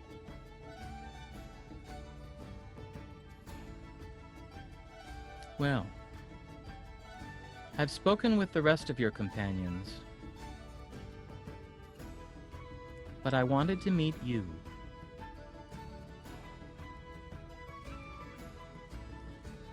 The lone human in a company of elven blood.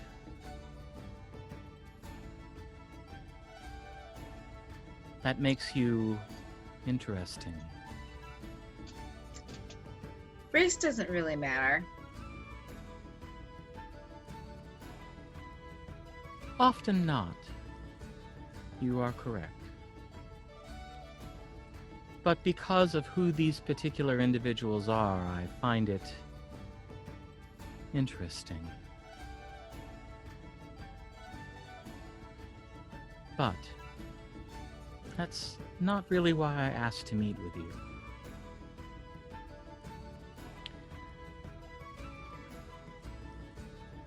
I am called Mother Tassa. My full name is Tassa Pronaciel, but most find that cumbersome. You, I believe, would not. It's a beautiful name. Well, thank you. These days, most simply roll their eyes and say, "We'll just call you Tassa."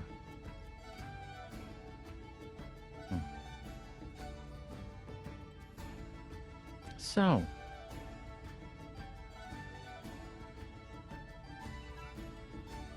have a seat. I sit down. All right. And she says,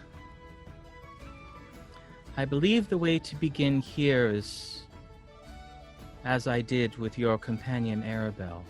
If you would, place your fingertips on the globe." And she reaches out and puts her hands, and again, bows her head. About a minute later, looks back up, eyes, sockets are completely filled with silver. And she says, she says, and it's a slightly different voice, "Running, running, hiding, singing, eating.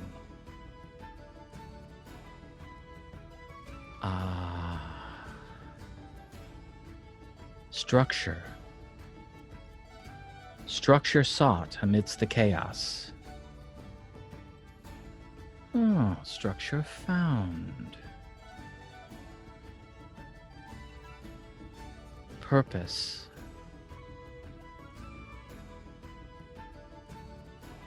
Yes. Dual purpose. And a choice. Well, she lowers her head, blinks, and opens her eyes, and they're back to her normal. And she looks at you and she says, "You have chosen well." Thank you.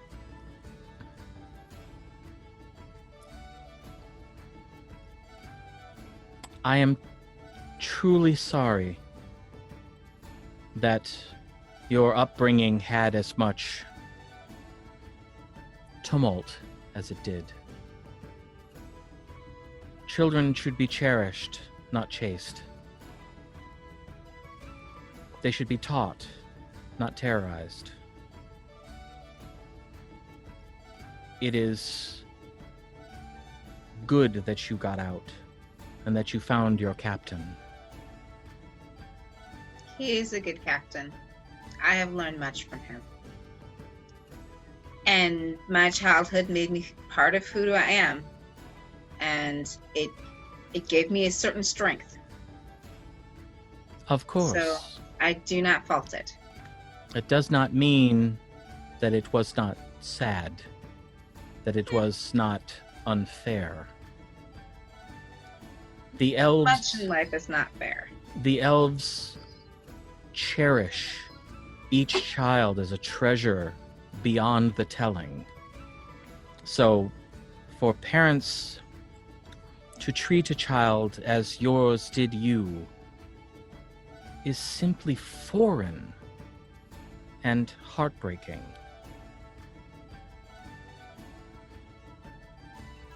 I appreciate that. It speaks very well the kindness I sense in you. Beneath the bluster that your captain has placed, almost as a shell, you have a tender heart. Don't tell people.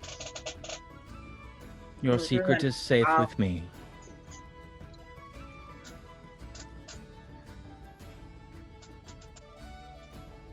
And a fierce love of music, one that I have seen in few before. My grandson being one, which explains why the two of you became such fast friends. He's fun. I am certain he would say the same about you. Although he does appear to enjoy dancing with Zorith as well. Good. Zorith needs more fun. And less food.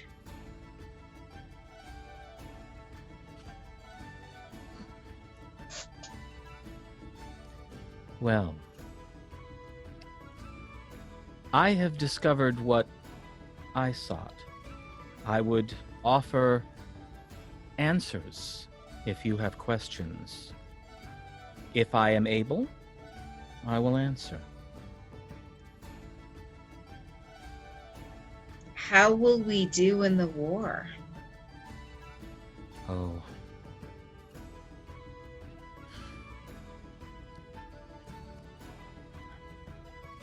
Hopefully well on 3 individual fronts. I was afraid of that. But if any 2 join together, I do not believe it will end well. And if all 3 join together, we may have to flee again. So the key to that is chaos. Spinning the chaos. That will help. And perhaps a bit of well-placed deception. Oh, of course. That's part of the chaos. If one can be made to think that another is their enemy, it is much easier to take down an opponent that is fighting someone else. Indeed. Good point. Thank you. Let's see what.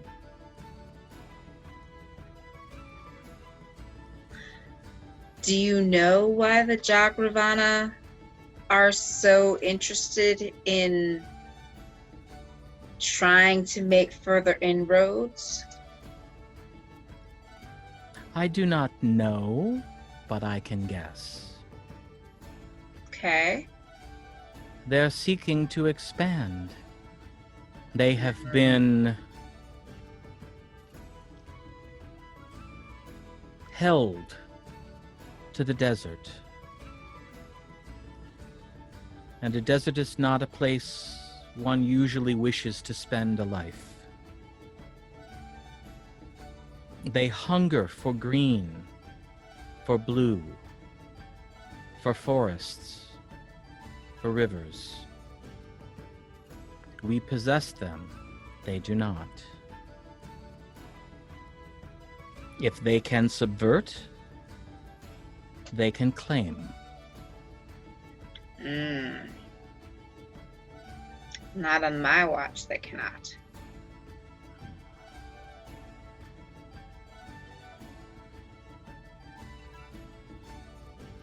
Good.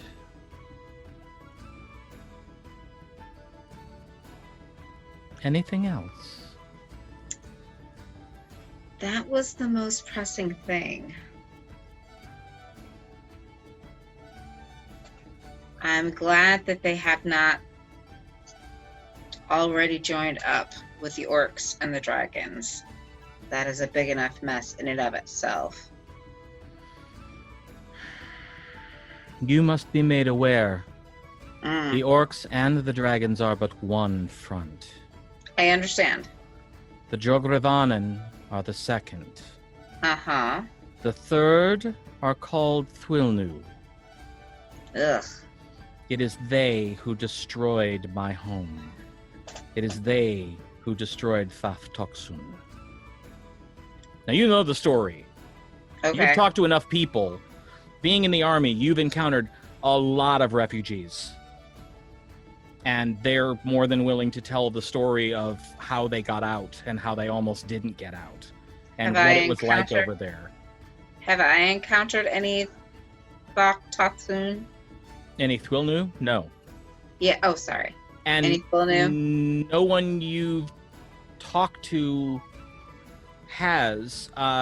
You have heard stories of encounters of some strange creatures. In fact, your companions have told you stories of encountering strange white bird creatures in the Janos Wood that sound suspiciously like some of the other stories you've heard from up and down the coast, from Dark Coast Keep to Erma.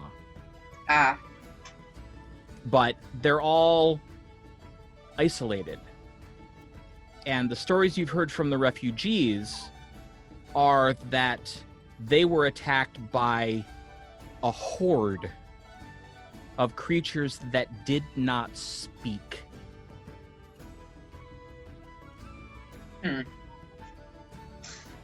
all right. So I say to Mother Tassa,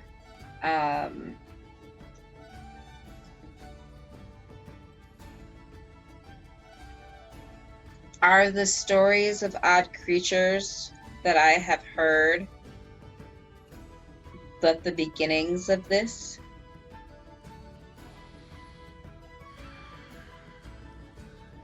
Young Aribell and I discussed this as well.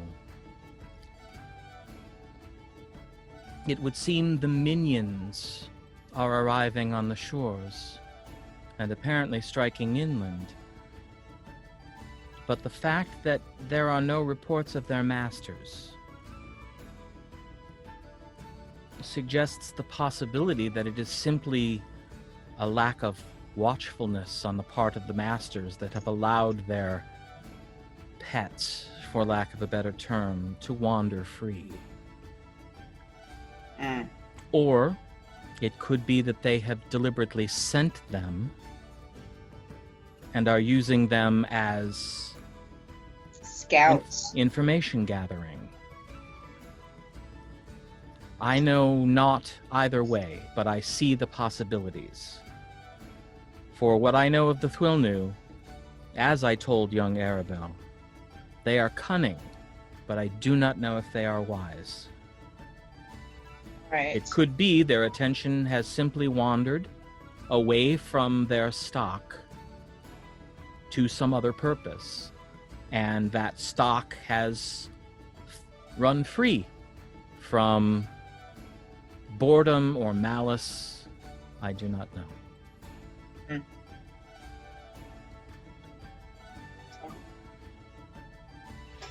It is a lot to think about.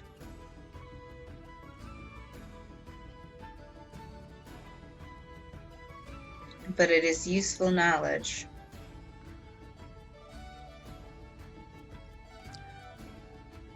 I am destined to meet with the brother and sister again.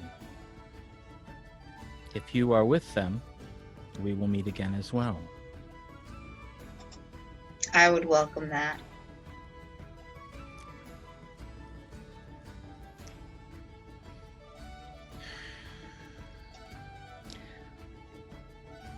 Yes.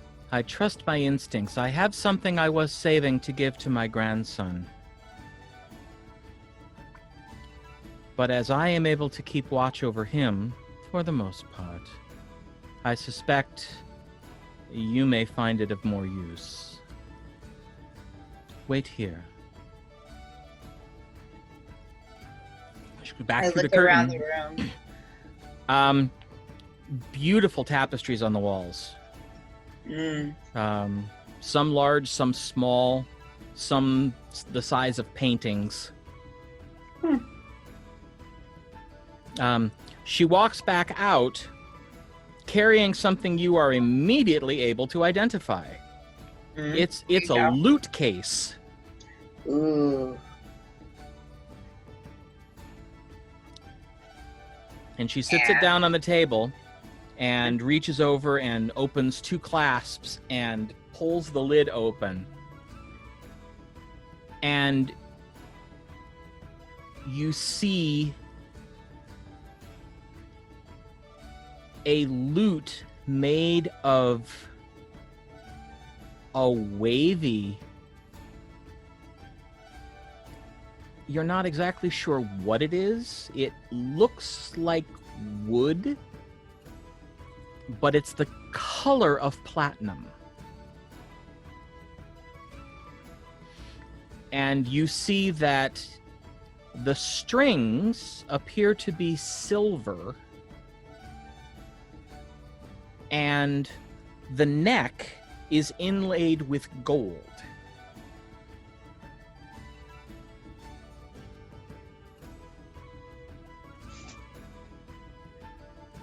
And I say, may I? Please, it is to be yours. Oh, this is so precious. I am very, very honored. You have a destiny to fulfill. It is one I would see fulfilled. Therefore, I wish to help. I pick it up and I play a simple tune. You play the tune, and as you begin to play, you sense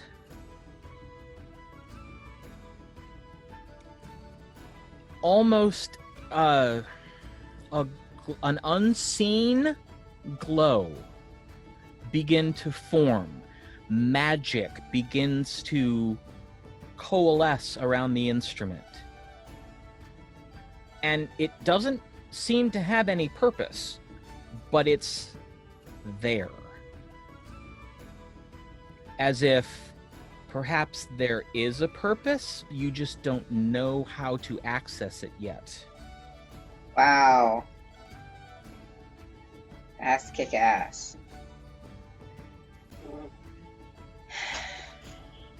I put it back in its case and I close the case, and in Elven I say, "Blessed Elder, thank you very much." She smiles and says to you, back in Elvish,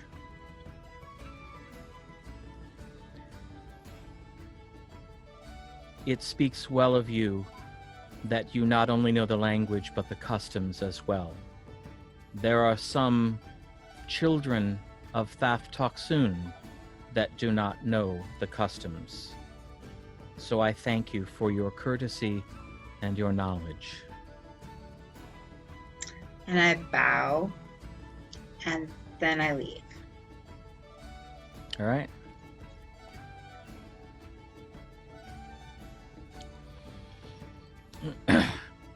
So you see Tasha come walking back out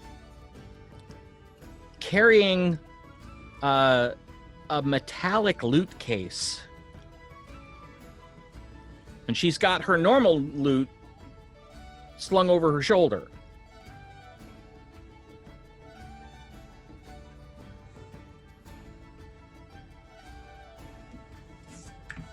Shiny.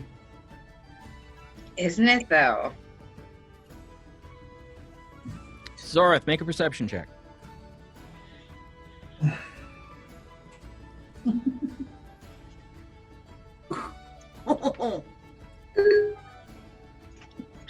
Nine. Yeah, you don't notice her come back. So I sit down with the musicians and I start playing my lute. Okay. All right. Make a performance check. Okay.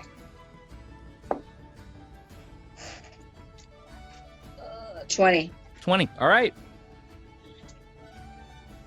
You get some, some looks of tolerance when you first sit down that quickly change to looks of appreciation and enjoyment as, they immediately kind of go, "Oh, lady knows her stuff. All right." The revelry continues until well into the morning when Mother Tasha walks out and waits until one particular tune is done and claps her hands and the music stops. And she says, "Thank you all. This was a wonderful evening, but we must leave come the morrow. So let us pack up and find our rest."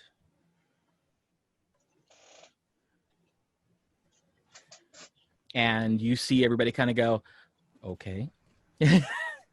And they start banking the fire and pulling away the pots and taking the meat and carving it and putting it into crates. And people start picking up the benches and the logs and moving them back to one of the other wagons. And in relatively short order, there is a banked fire and 2 large tents and no more people. And I think we would have set up, while she was playing the music, we would have set up our campsite and stuff. Okay. all right. So I find our campsite and I go to sleep. Okay. The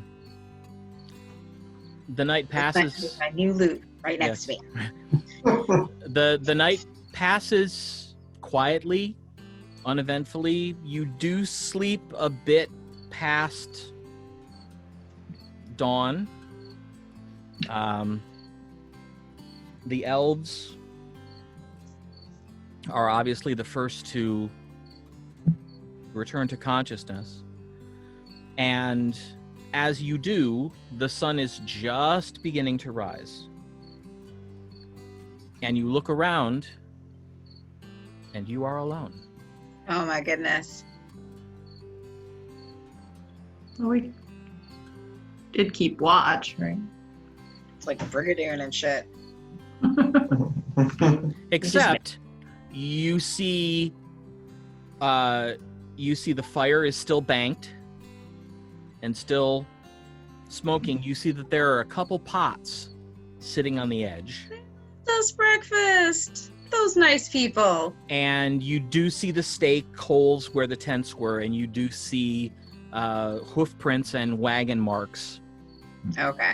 They're just really good at getting out quietly. Yeah, they are. Like it's their job. Yep. Did they take the bridge or did they go? Oh no, the bridge is still there. No, I mean, did they take it? Take it? Is that the direction they went? Yeah, Yes. the bridge vanished. Yes. Dude. Yes, their path does seem to lead them up onto the bridge. Okay. And so, with new knowledge and New gifts, Stuff. you prepare to turn south and find your way along the river further toward Thunder's Edge. And that's where we'll stop this evening. Breakfast first. Oh, and I think we would have attuned anything that required attunement. Yeah. Right. Right. What's my loot do, dude? We'll talk about it. It's rather complex. Ooh. Add magic item. Boop. Yep. Because I found mine. I can activate it, right? Yeah. It's not an attunement thing. It's just an activate. It's not even an activate. It's just a hold. Okay. You just have to be holding it, Right. and you get the bonus. Okay. Nice. So. All right. Well, I'm sorry we ran a little bit over, but Not too much. not too much. And we will definitely pick this up next week. You're headed on down towards something rather interesting. Because... Which is DM speak for you're all dead. Spoiler alert! Jesus. No, that would be if I say you're headed for something intense. That's you're probably all dead. I have no destiny, so I'm dead. I'm fine. No. No. You. No, I'm a wild card. what she said was that you have chosen your own destiny. Like, you're so strong-willed that you walked away from the path that was supposed to be destined for you. Yes, you turned aside from fate and chose your own path, Isn't that cool? which makes you, like I said, a bit of a cosmic wild card.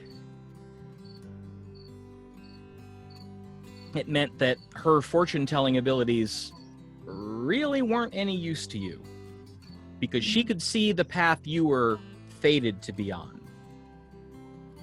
And the fact that you're not on it. Right. Potentially better. Yeah. I mean, you met us. Right. Yeah. I picked you all. with fate. Way better. What's your wisdom score? Hilarious. Not high. High. She was supposed to be a cleric, so I'm sure it's high. Like 16. I don't know. Yeah. Not as high as your charisma. So Hey, I'm curious. What else is new? Arimynn and Zori need to have a conversation at some point. Yep. We can definitely do that first thing next week. Very cool. All right. Very cool. Well, do remember, we have our first special guest on GM Chat tomorrow at 1 p.m. Eastern U.S. time. We'll be talking to another sort of long-time player and dungeon master that we know, and we'll get his take on some of the things that we talked about. And then an homage to Inside the Actors Studio. Oh, yeah, that's right. I forgot about that. I did not. I'm all set. Gotcha. Oh boy. And then tomorrow night at 7 p.m. Eastern U.S. time, Game Stream will launch again with 2 Sith and a cranky bounty hunter. I always think you're going to say 2 Sith and a cranky bunny. I don't Nope. know why. You know what it sounds like is going to happen after bounty? Bunny. And now I was I'm gonna say- imagining Jeff with big bunny ears. See, now Like- I'm imagining Craxus with holes cut in his helmet and 2 rabbit ears sticking up out of it. So, There you Who go. knows what's under that thing? yeah. And before you start talking about how nasty bunnies might be, I suggest you watch Monty Python. Right. or Buffy the Vampire Slayer. Right. Bunnies. But next week, we're kicking off our fall schedule. We'll be updating all our social media with the new lineup. Yep. Make sure you check out our social media for sure. We'll be releasing all that in the coming days. But And as always, this episode from tonight will be available on YouTube and podcast bright and early Monday morning. So if you missed anything, you can catch it then. or tell your friends to watch. Yes, you should do that too. We like Oh, friends. definitely bring friends along. We did. Drag them. Yes, but I've got you all playing, so you know. Friends are here. Technically. Yes. Yeah. All right. Well, have a wonderful week. Stay safe. Remember, wear your mask. It's going to become even more important as the temperatures start to get colder Gold. that you stay, social distanced and wear your mask and just be smart about it. And we will see you next Tuesday night when we'll welcome you back to the lands of Aecathan. Good night, everybody.